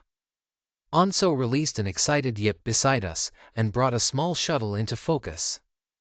Its emissions were too minuscule to appear on sensors without someone telling the computer where to look. Our ship's weapons revved to life, poised to decimate the first enemy contact. The humans had the forethought to charge the railgun in transit. There were no haphazard actions in this fleet. Captain Monahan barely finished giving the kill order before a bolt of death streaked across the sky. The Predators were dialed in for this mission, mechanical in their calculation. There were no cheers in the bridge, as the enemy scout erupted into fiery shrapnel. The Terrans were itching to fight, but the thrill of combat was lost with Earth. Perhaps the somberness was because they didn't want to fail to defend Kwa and relive what happened to their own home. Human empathy often was more of a nuisance to them than a boon. It's just a few minutes before the entire Federation fleet is in view. We're through the belt, and soon, it's show time. Samantha sucked in a sharp breath. There. That faint emerald dot must be Kwa. My gaze shifted to the viewport. The sharp-eyed human must have distinguished the planet from the bountiful stars around us. White blips flashed near it, which were signs of the Mazics and the Federation exchanging fire. Donating several ship units to Earth's crusade had depleted local resources. It was likely the friendlies were stalling for time, in the hopes of a predator rescue. The fact that the Mazics withstood the volume of enemies we saw in transit was miraculous. The humans knew time was of the essence. Captain Monahan ordered navigations to push the throttle past recommended output. Our fleet surged ahead, stone-colored armors rattling from the acceleration. I turned back to my data feed and watched as new information trickled in. The computer continued tagging friendlies while racking up a separate tally of enemies. The number of hostiles stalled around 2,000, whereas the estimate I'd pulled from subspace readings was 5 times that number. The machine wasn't counting any more contacts though, so it must be mistaken. The Mazics weren't martial geniuses, they couldn't have taken down that many ships. Also, there wasn't enough debris detected for that many casualties. Where are the rest of the Federation ships? Onso, don't tell me you applied sensor filters by mistake, I grumbled. The Yodel snarled with indignation. There are no filters on, dumbass. The ships are there, on your readout, accounted for. Tyler pursed his lips. What do you mean by the rest of them? The level of overlap, in the subspace readings, I replied. It wouldn't be that messy unless there was a lot of activity. I'm talking several times the number you see under the hostile designation, sir. The tall officer stroked the stubbly whiskers on his chin. He parsed through the data himself, and his expression grew deadly serious. Urgency flashed in his dark pupils before he signaled our captain. Those predator instincts could draw tactical conclusions much faster than my own. Humans acted before we even determined the problem. Actually, why didn't I have those instincts? Had those reflexes been written out of my genes by Colchian experimenters, or a flesh deficiency? My eyes narrowed before I turned my attention back to the bridge activity. It's a trap. Tyler's skin morphed into a flushed shade of red as blood pooled in his cheeks. Veins bulged from his temples, and his canines were bared in visceral alarm. Captain, look for contacts on our 6. They're hiding out there somewhere. Monahan redirected power to shields before relaying that conclusion to the fleet. The Terran ships undertook a gradual banking maneuver, ignoring bewildered chatter from the Mazics. The captain inspected the nearest astronomical bodies and cross-referenced them with her star chart. After a long pause, she pointed to a rocky planet. There was nothing I saw but a cratered surface. However, at this point, I trusted the Predator's refined instincts. Our commander likely singled it out, because that's where she would have hidden a fleet with the roles reversed. Perhaps empathy wasn't a complete hindrance on the battlefield. Samantha squinted. The attack on Kwa was just bait. It's not worth it to subdue a single breakaway species. They want to keep our military crippled and take out the Federation traitors at the same time. As if expressing agreement with her words, an array of ships zipped out from behind the gravimetric body. The Federation must have realized the element of surprise was lost, so that forced a head-on confrontation with the human fleet. Had they really saved an abundance of fresh reinforcements for us? The Predators brought their fleet into a defensive formation as the first munitions were lobbed in our direction. The Colchians must believe numbers tipped the scales in their favor. The Terrans hadn't held out the last time there was a disproportionate balance. This was a test of whether our rebuilt military could hold a candle to an ancient power. Memory transcription subject, Captain Sovlin, United Nations Fleet Command. Date, Standardized Human Time, November 27, 2136. The Federation ambush fleet moseyed forward, with a faint semblance of strategy. The enemy were sticking in groups of 4, so that the predators couldn't pick off lone vessels with their superior wit. Our opponents were also coordinating attacks on targets, aiming to gun down hapless humans with deadly crossfires. A standard UN vessel would be ripped apart from both sides before they knew what hit them. The leading Terran ships had their shields obliterated in a few seconds, the plasma onslaught decimated exposed hulls. Any ordinary species would choose a desperate retreat and regroup in an advantageous location. But instead, there was an icy calm across the bridge, at least, from the human crew. The Fis-San on comms was whinnying in terror, the Venlil advisors were crying, and the Yodel at my station was doing his job without issue. That was a surprise. Deploying tactical drones. Stay on the move, a predatory voice on the radio barked. The spacecraft carriers had a limited supply of autonomous craft, which were a Terran novelty. Unfortunately, most drones were lost during the defense of Earth. Restocking the reserves was a challenge, with the manufacturing delays. Since humans were the only ones who possessed the innovation and weren't keen on giving away their secrets, their newfound allies couldn't help on that front. The predators trust no one, not truly. I can't say I blame them. But even the few dozen drones we had at our disposal were a useful tool. They could undertake the riskiest maneuvers, without any concern for life and limb. The enemy was likely blindsided by the unmanned vessels, so they weren't equipped to deal with them. Manual targeting was a requisite, because the automatons were much smaller than standard ships. The drones twirled through the sky, changing direction on a dime. There was no worrying about whether inertial dampeners could keep up, with no crew aboard. Pinning down the nimble craft proved a challenge for prey operators, in real time. The Federation lobbed plasma at the inbound contacts, but the unmanned vehicles simply veered off at 90-degree angles. The enemy hesitated, uncertain how to proceed. Captain Monahan nodded to the weapons station. Ready our armor-piercing missiles. Wait for the drones to land a few punches, and fire. Our spacecraft cruised ahead, falling in beside 2 lightweight gunships that appeared to be tillfish impounds. The Terrans had outfitted the seized vessels with kinetic turrets on the hull. I wasn't sure what impact that weaponry would have against shields. The humans should know efficacy was why plasma dominated space, despite the higher energy demands. The drones coasted onward, anticipating Federation blows through predictive abilities. Perhaps the humans programmed algorithms to monitor power output and radio chatter. These robotic creations were a marvel of engineering, regardless. Whatever anyone said about the predators, nobody could doubt their wicked intelligence. Our handful of automated craft flew circles around the larger forces, drawing within striking distance. The craft swooped in across the Federation's front lines and unloaded missiles from close range. Detonations buffeted the metal exteriors, crippling shields. Within human response time, the drones transitioned to a deluge of kinetics and mini-missiles.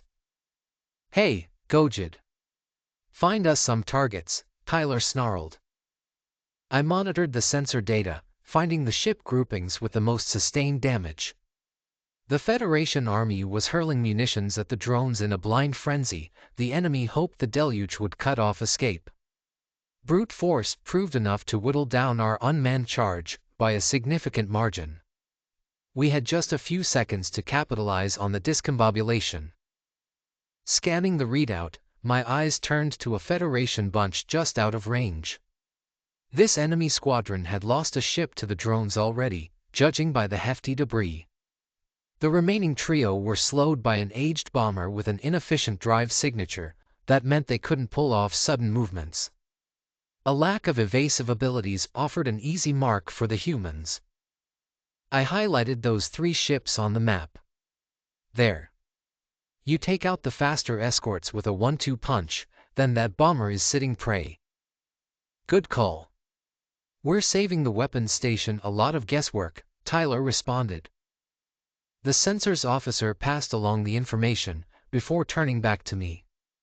There was a gleam of interest in his eyes, which was something I didn't want to encourage. Perhaps I was doing a little too well with my orders, for an alien?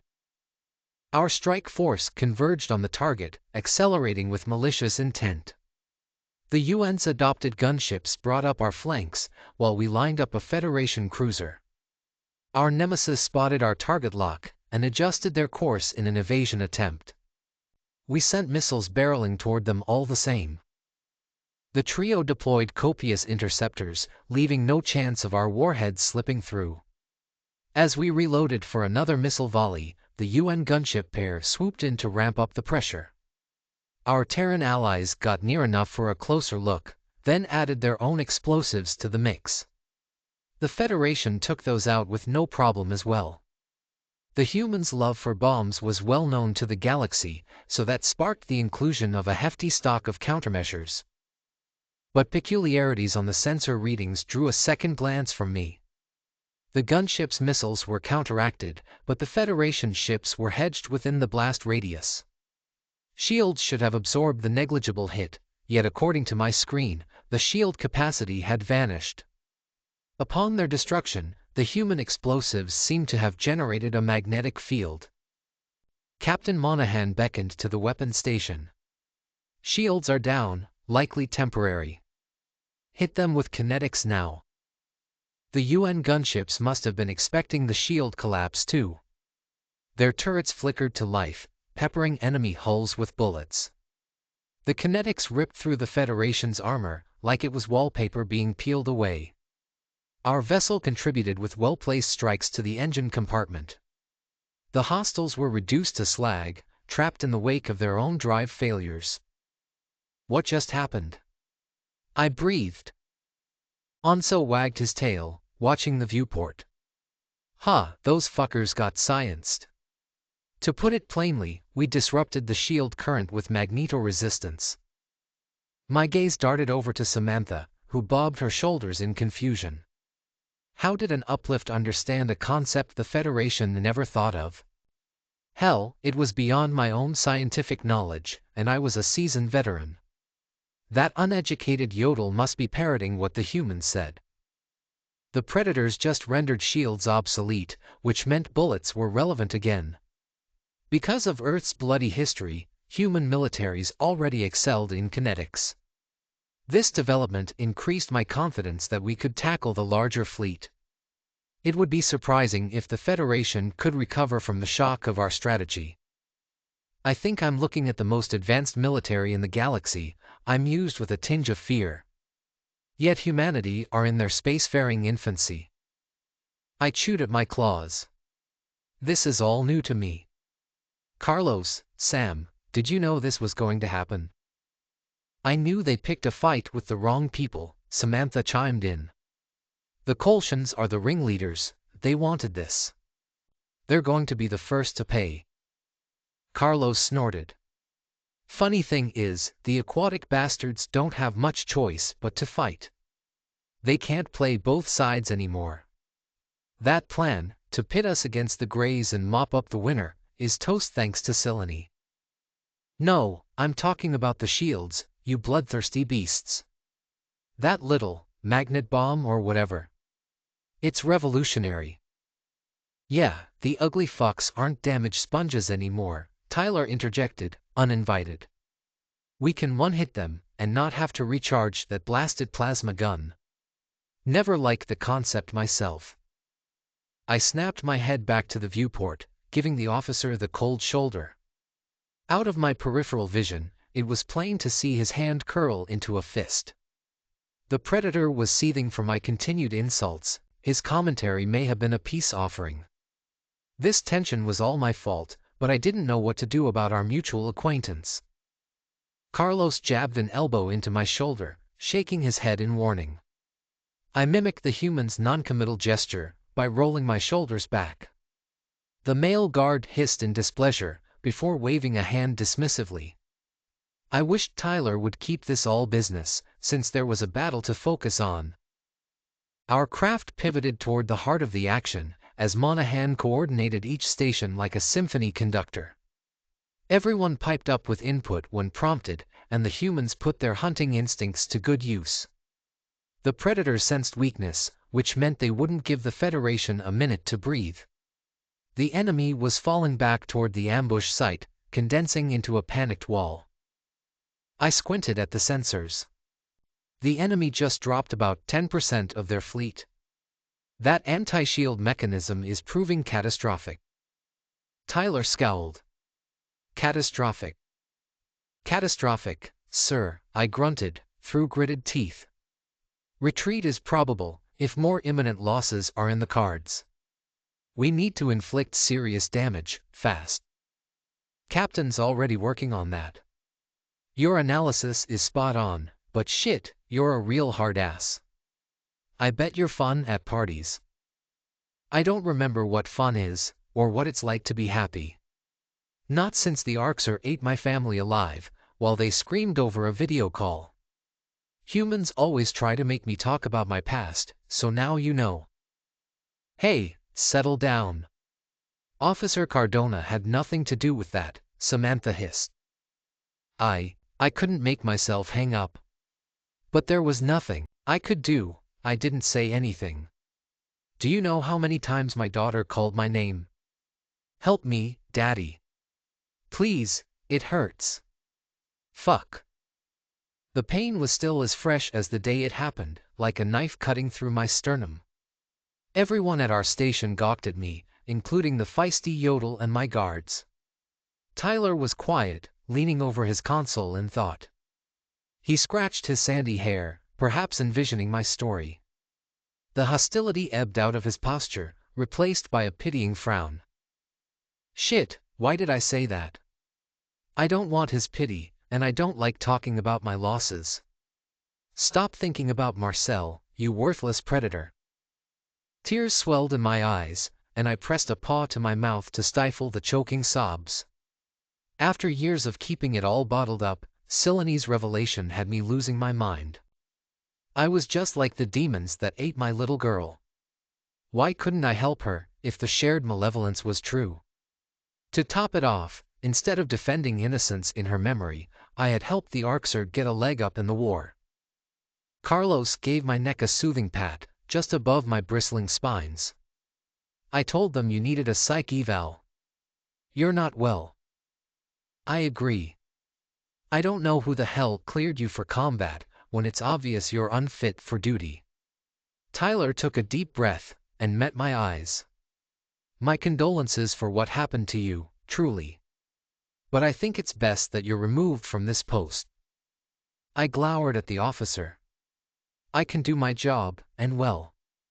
Helping humans is all I have left. Just skip social hour and I'll be fine, damn it. Air, please, sir. The sandy-haired human turned to the viewport, watching as the Terran fleet charged the enemy. There wasn't time to get a replacement for me, plasma would be flying at us any second. For all my flaws, I was more competent than most aliens. Captain Monahan even admitted I was a knowledgeable addition to the crew. We need to inflict serious damage. Find us the path of least resistance into missile range, Tyler decided. Keep an eye on the surviving drones. I wiped the snot from my nose. Thank you, sir. The Federation enemies on screen were retreating, conceding space bit by bit. Our opponents hoped to keep some distance between us with cycles of railgun fire. They knew if we got close enough, they were finished. Despite our recent progress, a direct plasma hit was more than capable of chewing through a UN vessel. Keeping human predators at bay was easier said than done. Danger served more as an incentive than discouragement. Our drone force was in tatters, but the remnants limped forward to clear the path. The Terran fleet used them as a buffer, distracting the railguns. Automatons were a new variable for the Federation, and those bastards hated the unknown. Therefore, the prey focused an inordinate amount of fire on the robots. The Mazics were still duking it out with the initial force behind us, churning up carnage around Kwa. That predicament was another reason for the UN to expedite the initiative. The humans charged enemy ranks with fervor. A few hostiles began to target the manned craft, once we got too close for their liking. Plasma descended on our position at magnificent velocities, with one beam clipping our belly. The ship floorboards rocked beneath my feet, and the shield struggled to absorb the shave. Propulsion was wonky for a moment, while the fluorescent lights flickered overhead. The Federation must have realized their volley connected with us, because target locks lit up my screen. One enemy's energy output dipped slightly, which raised my spines. "Bank! Now, or we're dead!" I roared. Navigation struggled to get our systems responsive again. At Captain Monahan's order, the humans diverted power from comms, weapons, and most importantly, shields. Our safeguards weren't going to withstand another blast regardless, but it was awful to have all defenses stripped away. Every second our craft sat idle felt like an eternity.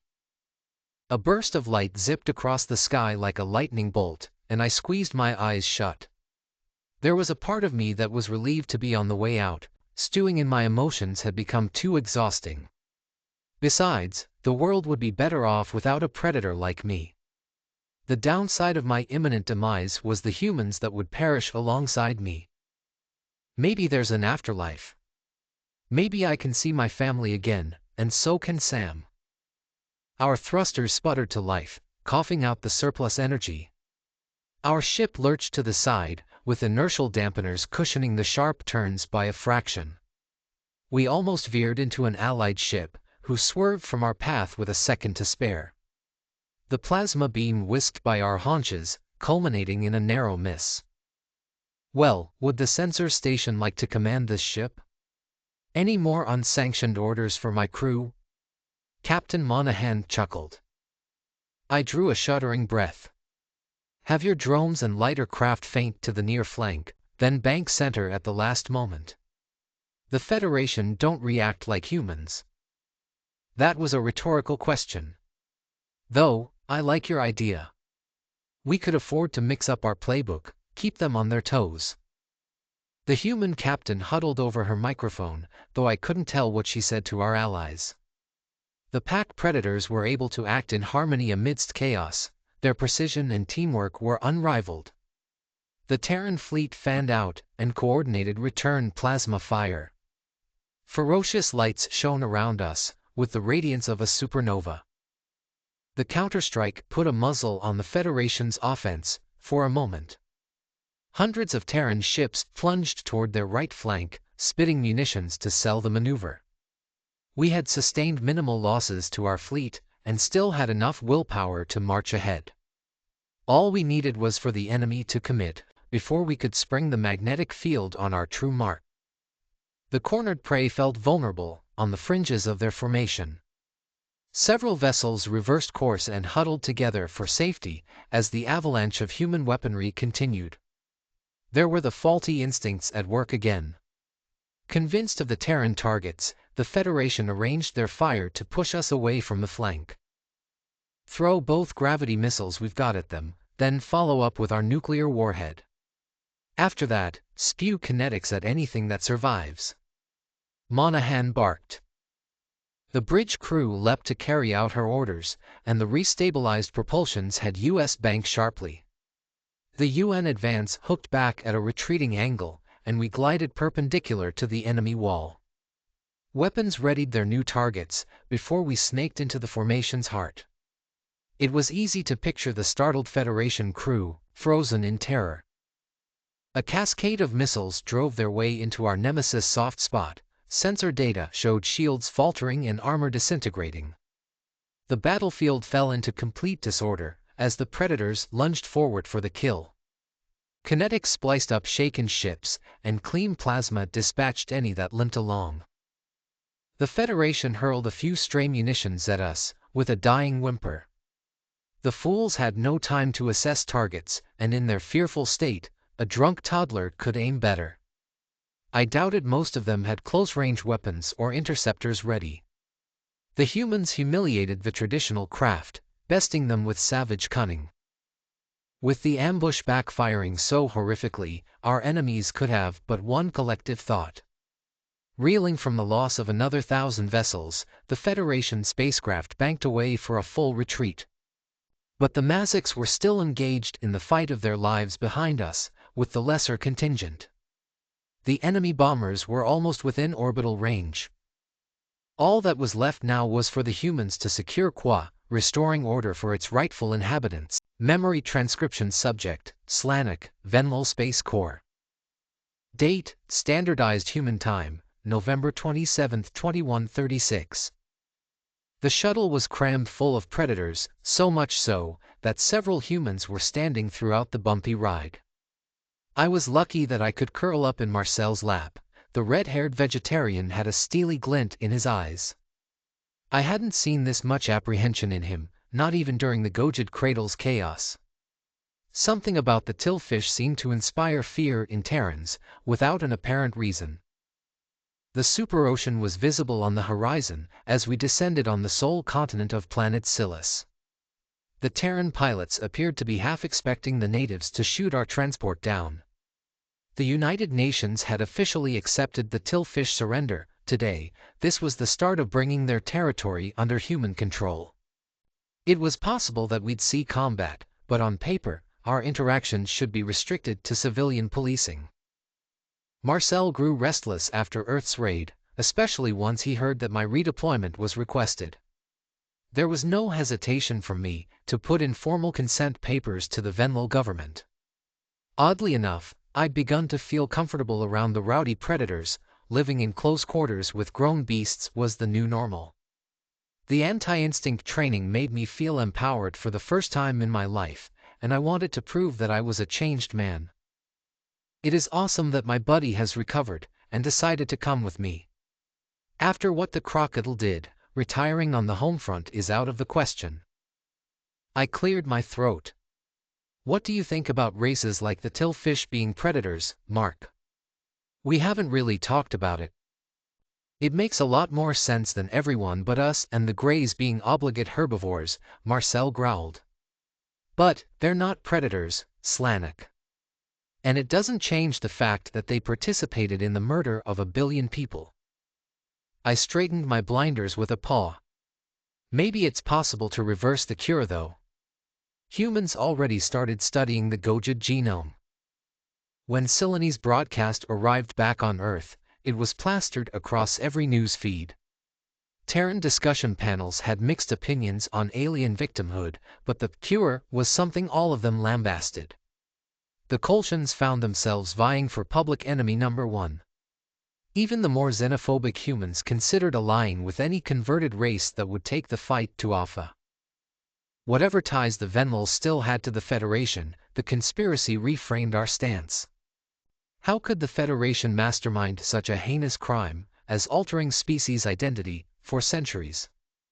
None of their atrocities had ever been defensible, in my eyes, but I had believed their intentions were good. Every act of bigotry was an attempt to protect their citizens from a malevolent enemy. Marcel inspected my faraway expression. Do you feel sorry for the cured races? I don't know. There's some things about humans that bother me, but I tried to accept you, I said. What right do I have to impose my evolution on you? To erase your history and beliefs? These species lost everything that makes them, well, themselves. You're right. It's a cultural genocide that was thoroughly executed, without anyone's knowledge or consent. I shudder to think what would have happened to humanity if they found us before the Arxer. I couldn't imagine the predators, reduced to terrified prey, stripped of the resilience and aggression that defined them. It wasn't clear to me if violent instincts could be written out of the human genome, or how the Kolshians might have worked around the binocular eyes. Would cultural indoctrination stick to such a strong-willed species? The Terran transport touched down on a landing pad, following tillfish signals. I was relieved that we'd set this spacecraft on the ground, rather than jumping out of it. The UN troops unloaded, grimacing as wind gusts buffeted their faces. Scilis was known for its stormy, tumultuous weather, which was fueled by the Panthalassa. A lone tillfish waited for us, scuttling back and forth with anxiety. Hello, humans. I brought gifts. The insectoid gestured with one of her 6 legs to fruit baskets, which included local jams and preserves. She cowed her glistening head, as several Terrans trained guns on her. Her antennae quivered, anticipating her swift demise. The poor thing was surrounded by predators, forward-facing eyes were angled at her in all directions. Why did her species send her here alone? This is cruel. Thanks for the gifts. Who are you? I asked. Tears bordered her smooth eyes. I'm General Burla. Ambassador Deedwhirl made me come. I am the only one who, voted against Earth attack. The UN soldiers relaxed, but shared a few rattled glances of their own.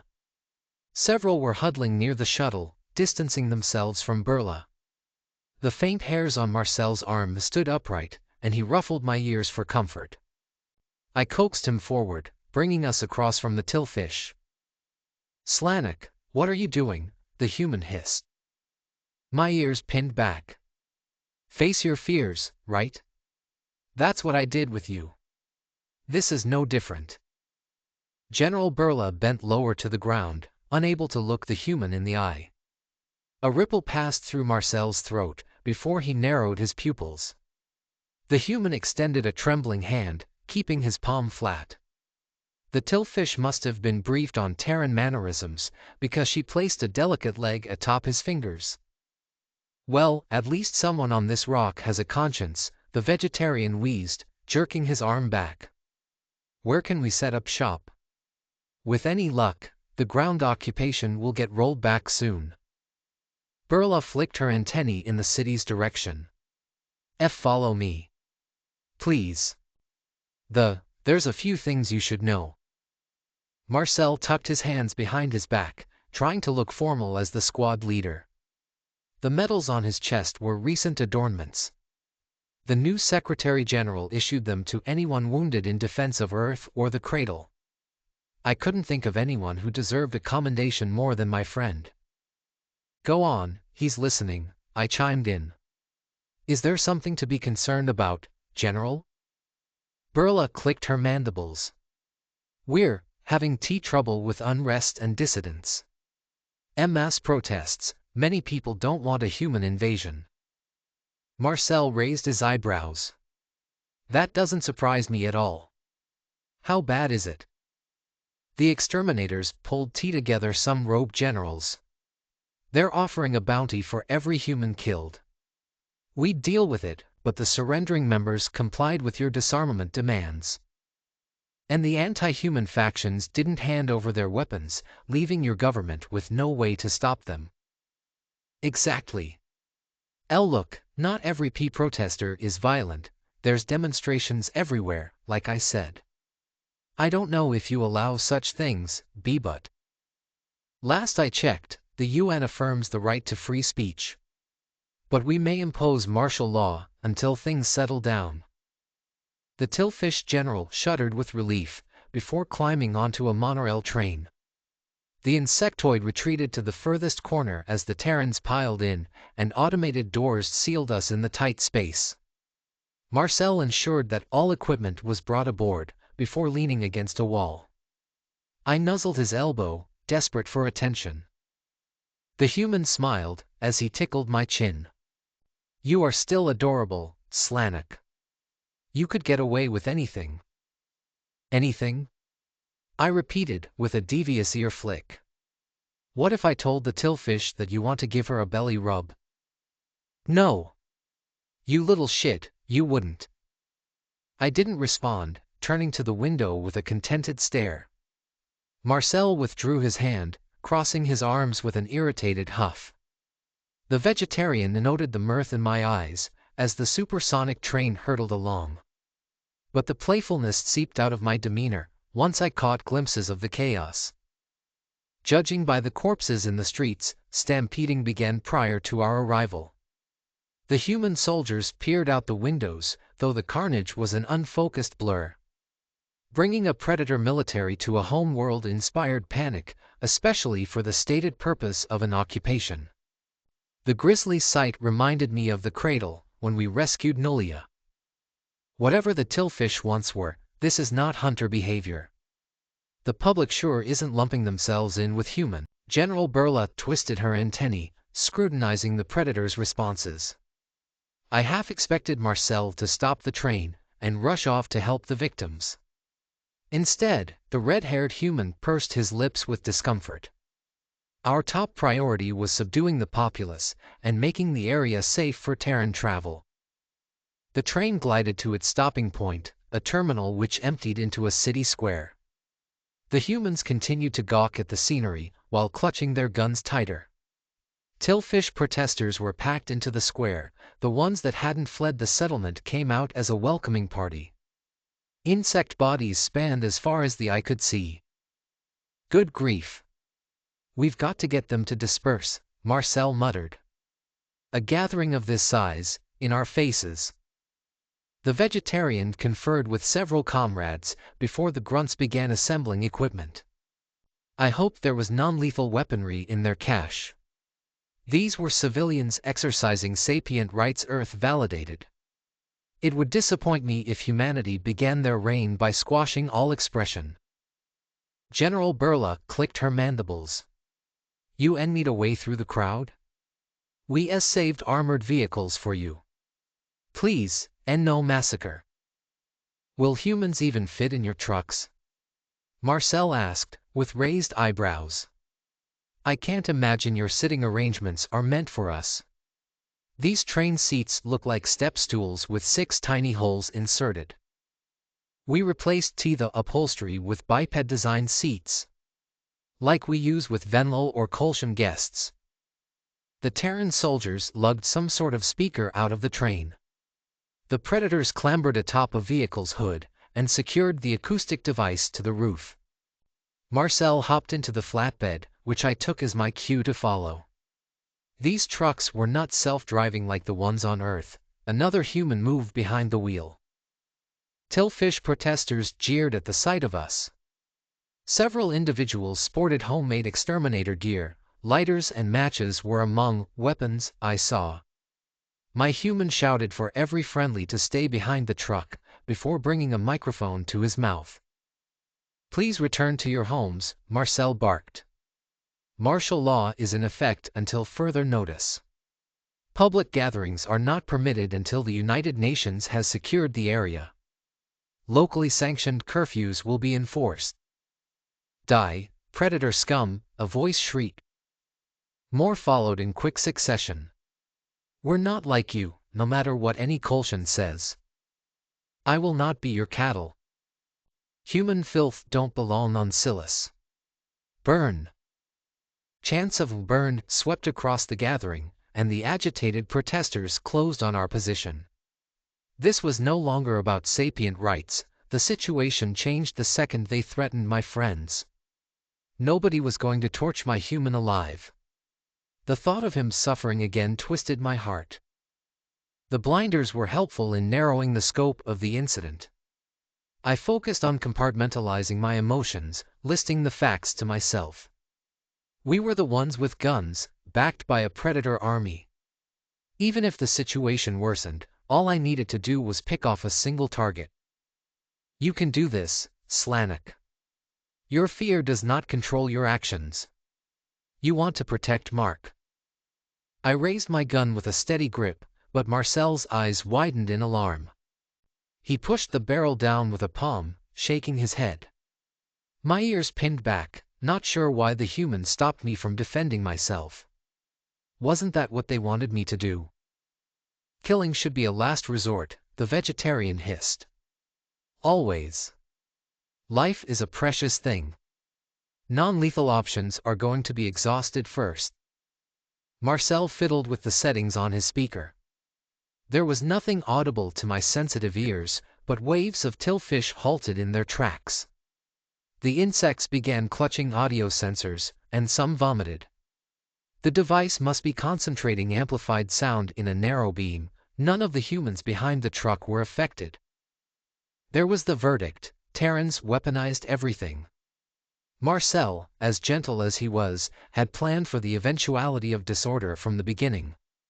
I imagined he'd also brought other tools in case the sonic attack didn't work. The Predators always had a backup plan or a contingency, since I'd worked with them. UN soldiers began firing grenades into the crowd, which drew a cacophony of screams. But rather than maiming the civilians, it dispersed a milky gas into the air. I wondered if it was a sleeping vapor, at first. The effects kicked in almost immediately, leaving Tillfish crying and coughing. Blinded, several staggered out of the gas cloud in a loopy panic. I winced with sympathy at the collapsed bodies, recognizing that they were in severe pain. Perhaps the unruly Tillfish would take this as proof of human cruelty, but I saw it for what it was. It was an attempt to incapacitate a hostile group, without any desire to kill civilians. These measures flourished on Earth, due to the violence of Terran stampedes. Marcel cleared his throat. Please disperse. We do not wish to arrest or harm anyone. A designated time will be set to air grievances in a civilized manner. The vegetarian spoke in an impassive voice, like this was an ordinary decree. Some Tillfish heeded his warning this time, trying to escape the jam-packed square. The agonizing weapons must have made them rethink swarming the Predators' locale. The humans took the crowd's disorientation as a chance to push forward. Our vehicles rolled ahead, with a line of soldiers leading the way. UN guards in stampede gear began grabbing a few Tillfish and wrangled them into custody. Unwilling insects were hauled away from their friends, shrieking and writhing. Marcel repeated his warning about the planet being under Terran control. The sight of advancing Predators, bulked up from head to toe, was enough to spark flight responses in all but the boldest few. With the civilians flushed out of our immediate vicinity, we could find a campsite. You are efficient, General Burla decided. Much more organized than the Greys. And you took prisoners. Humor flickered in my human's eyes. We're not going to execute people off the streets, if that's what you're implying. Our job is to stabilize the region and integrate Silas as a UN vassal. What does our planet look like under your rule? I worry about being beholden to Predators. Especially if we are what they say. We might, regress. Annexation comes with certain rights and privileges, unlike total war. We're not forcing anyone to modify their lifestyle or beliefs. For all the baseless fears of human predation being contagious, not a single Venmal in the exchange program developed an appetite for murder. What I had been forced to do was broaden my horizons.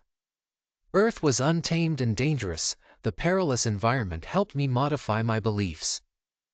The idea of controlling my instincts and tolerating some risk became palatable. I achieved feats I didn't know were possible for someone of a meek disposition. Humans challenged my preconceptions at every turn. Their friendship and their empathy, how my bond with Marcel was close as family, that impacted me more than binocular eyes ever could. Getting paired with Marcel is the best thing that ever happened to me, I said. He is patient and kind. You can trust him. The human bared his teeth. Thanks, buddy. We make a good team. Our exchange hadn't convinced the Tillfish general, but I saw hope in her story. A single official had the conviction to stand up for the Predators, to believe that they deserved to live. Silas had been relinquished without a drop of bloodshed so far. Even if it was a disproportionate balance, some civilians could come around. Marcel outlined plans for humanity to cement a foothold in the city and gather a tally of its populace. The masses were in shock from Silene's interview. They needed help deriving meaning. We'd spend a few days getting settled before we reclaimed rogue areas. Havens for anti-human extermination officers and military leaders were the real issue. Clearing those territories might be where the Terrans summoned their lethal arsenal. The United Nations would have this newly conquered world brought to heel, one way or another. Memory transcription subject, Governor Tarva of the Venlo Republic. Date, Standardized Human Time, November 28, 2136. It shouldn't have been complicated for species to denounce the Federation's actions. The issue was that some saw the gene rewrites as merciful and couldn't pinpoint the moral conundrum. The United Nations opened their doors to former omnivores, launching genetic research and sharing biology lessons. As the Venlo always did, we placed our full support behind the predator's actions. Launching the lab-grown meat initiative proved easy, with some quick thinking from Terran diplomats. Human refugees worked the operation and passed it off as a desperate attempt to feed Earth. It was announced later that the predators were selflessly handing over their food supply, in a deal they brokered with the Arxer. I wasn't involved at all, so the political blowback might pass over me. If this exchange goes smoothly, humanity will be able to say that they rescued millions of Venlo. Using frozen cell samples from Earth, we'd churned up enough meat for the trade. It was a sickening process, but I reminded myself of the cause. The Terrans facilitated the release of Arxer prisoners from the cradle as well. Our side of the bargain was upheld. I was stuck waiting anxiously for the results, with Noah and Sarah. Hospitals across the habitable zone were prepping for the influx of patients. Many humans volunteered to help the rescued Venlo, but they were ordered to wear full concealment gear at all times. We didn't want the former cattle assuming they were transferred from one predator's custody to another. Sarah squeezed my shoulders reassuringly. "Your people will be here any minute. We have no reason to assume that ISIF will betray us." "I don't know about trusting an Arxer," Noah growled. "True herbivores like the Venlo must have a lower status than ever, with the recent news. The Dominion could decree that they belong as cattle." I took a shuddering breath. Noah is right. Why hasn't General Cam communicated anything? Did the Greys attack us? With uncanny timing, my holopad buzzed in my grip. It appeared to be the Venlo military frequency, with the right encryption and validations. My prosthetic tail bunched up with anticipation, and I tried for a placid expression. News of a successful rescue would be a welcome sound. The face that flickered onto the vid screen was no Venlo though. It was the scaly visage of an Arxer, with slit pupils directed on camera. Fear rippled through my veins. I wondered why we were being contacted by a reptilian. It took a substantial effort to soothe myself, reminding my brain that the predator couldn't attack through a holopad. Once I got my bearings, I used a chipped tooth to identify the creature as ISIF. "See, Chief Hunter?" My voice sounded more like a question, but I managed to gasp out the words. Was there something wrong with the parcel? The humans meted out the allot. The Arxer leaned back. "No, everything went smoothly. The liberated cattle were sent to an abandoned colony, where your people picked them up. Your transports are approaching Venlo Prime now, so I would make preparations." "Okay, good. How did you access this sea channel? And why?" "Study and observation. Venlo ships have poor security protocol. I mean no insult, it's a simple fact. Anyways, I wish to thank you for your cooperation." The reptilian growled with discomfort, avoiding eye contact. It was clear he'd never extended gratitude before. Assuming he spoke the truth, it was a relief to hear that everything had gone according to plan. I was nervous about announcing the result to the public. The humans needed to dress the news up with a meticulous brush. I just wanted to free my people. "No sapient creature deserves to live like that," I stuttered. ISIF curled his lip. "I have never liked what we do. The news from Alpha, you know what I'm referring to, is a gut punch. Some in the Dominion are moving the goalposts to what qualifies as a predator, but not everyone is all right with eating true sapience. Not my words. You don't seem torn up about your diet. I already believed that we were eating true sapience, Governor. I must dissociate myself from such matters. When there is no choice, responsibility cannot be assigned. It did surprise me that the Arxer are not the first victims, but it does not impact my judgment. Victims? The Arxer? One can be both a victim and an oppressor. Your kind, my kind, we are alike in that way. Life is complex. The Arxer scanned the camera frame, noting the humans in the background. Outrage flashed in his eyes as he saw the obfuscating gear.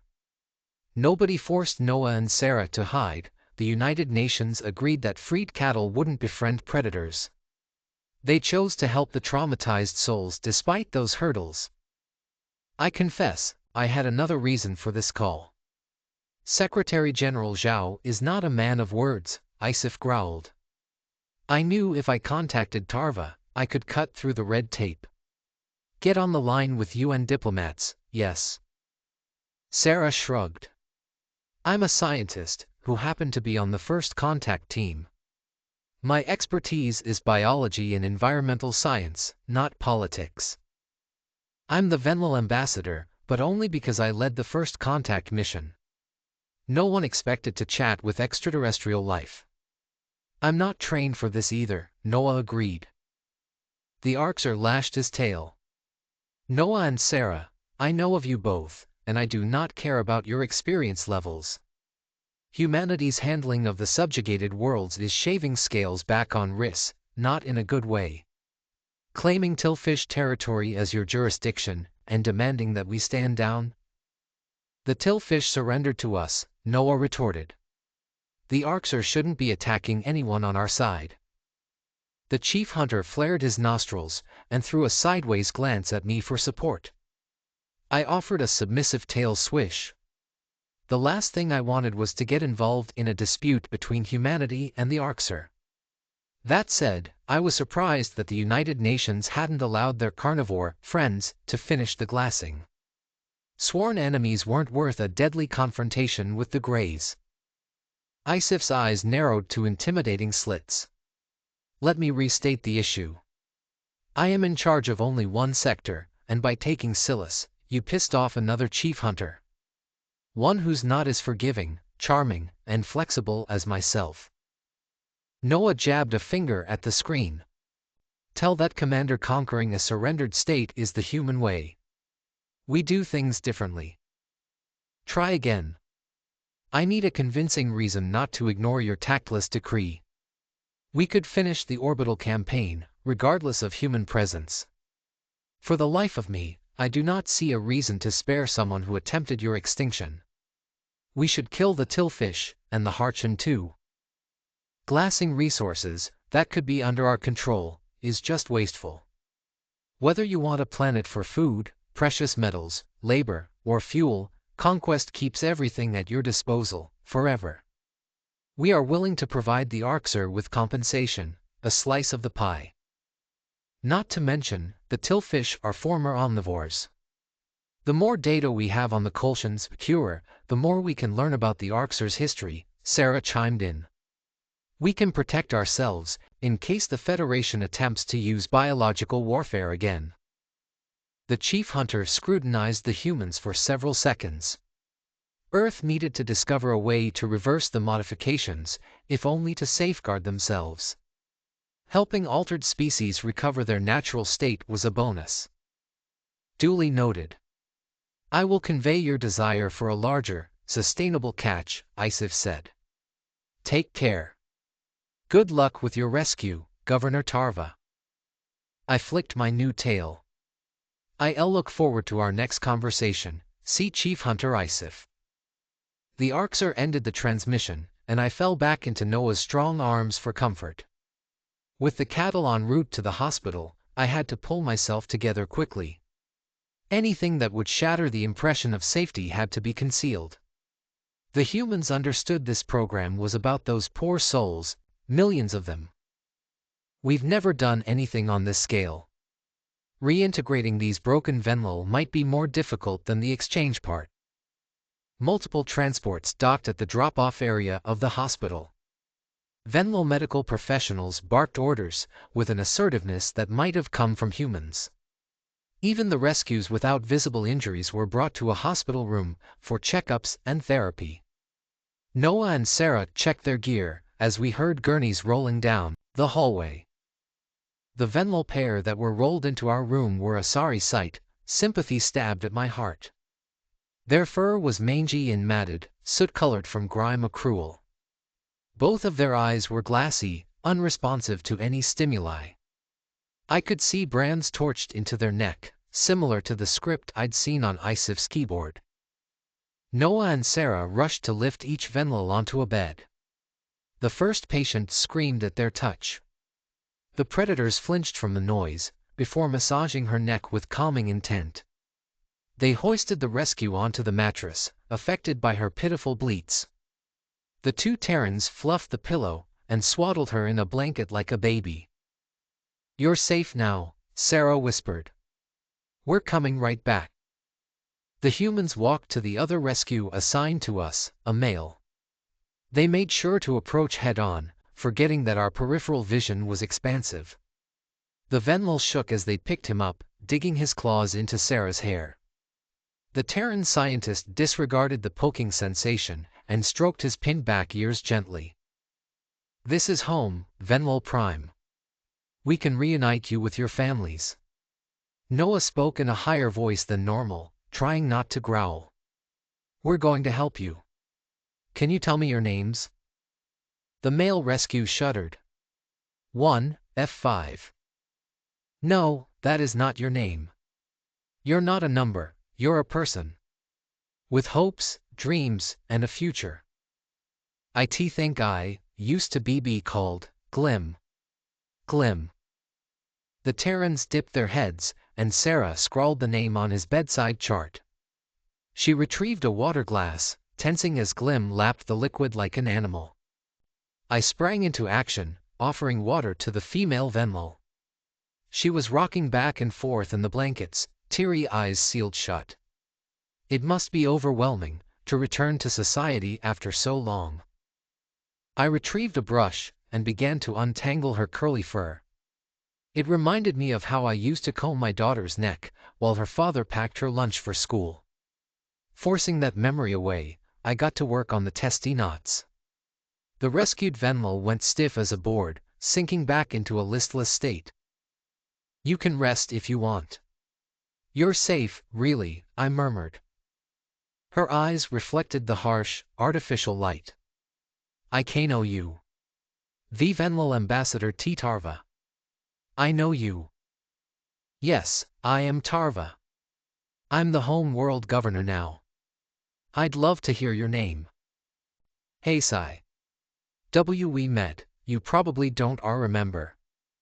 I ran the Venlo Museum of History, used to ask you for Federation grants." "Yes, that's right. It's like that was someone else." That did strike a faint recollection from my mind. Noah's breath hitched, belying his concern. Perhaps that was in reaction to her strained voice, which sounded raw from disuse. Her words lacked the warm cadence of the Venlo dialect. "Hey Sci, I'm glad that we met again." "That person was you, not anybody else," I said. "I'm sure the museum would love to have you back when you get better." "You're going to get better." It was touching to see how patient the predators were, with empathy on par with my own. Sarah followed my example, untangling Glim's pelt. A wash would do the two Venlo good, allowing them to feel sapient again. The Arxer had stripped these poor souls of their dignity, and a little grooming might return some normalcy. Noah knelt by Glim's bed, squeezing his paw gently. "What was your old profession, buddy? Maybe we can get you back in the field too." "Dangerous, how I got captured," the Venlo stammered. "Colony work, I think. We're starting our own colonies now. Sent out a few ARC ships after, never mind. Do you remember the specifics of your work?" Keep repairing untamed areas for habitation. Extermination officer. The human ambassador jerked back, like Glim had struck him in the chin. Sarah paused at the brushing task and processed the new information. If this individual was someone who killed predators before his capture, there was no reason to think Ark's mistreatment changed his stance. I could imagine Glim's absolute horror when he realized who he was speaking to. For a second, I thought both humans were going to abandon the assignment. The two of them would feel uncomfortable, at best, caring for a predator killer. It would make sense if the Terrans requested a transfer and found someone more suitable to work with. Noah took several deep breaths before rising to his full height. Extermination officer, huh? That's a controversial profession these days, the human said. Glim squinted. Controversial? WI? Oh, don't worry about it.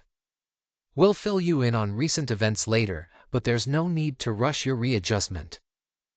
The extermination officer seemed unsatisfied with that answer, but he didn't press Noah further. It was a positive sign to see a spark of interest, however fleeting. Curiosity would give the rescues back their agency. But I could only imagine their reactions when they discovered our close alliance with predator neighbors. Predator neighbors who were supposed to be dead. And were written off as warlike monsters. Who are you? Why do you cover your face? HFY squeaked. I don't recognize you. Sarah cleared her throat. We're, Gaians. This mask is a cultural thing, as is the attire. We made first contact with the Venlil Republic 4 months ago. You discovered FTL on your own? Before the Federation found you? Yes. Sort of. Both Venlil studied the Gaians with confusion. Any intelligent being would notice the pieces weren't adding up. As much as I wanted to welcome the former cattle back to our society, the humans presented a challenge. It was difficult enough for normal Republic citizens to tolerate our unique friends. I hoped the Terrans could find a way to keep the truth under wraps, for the time being.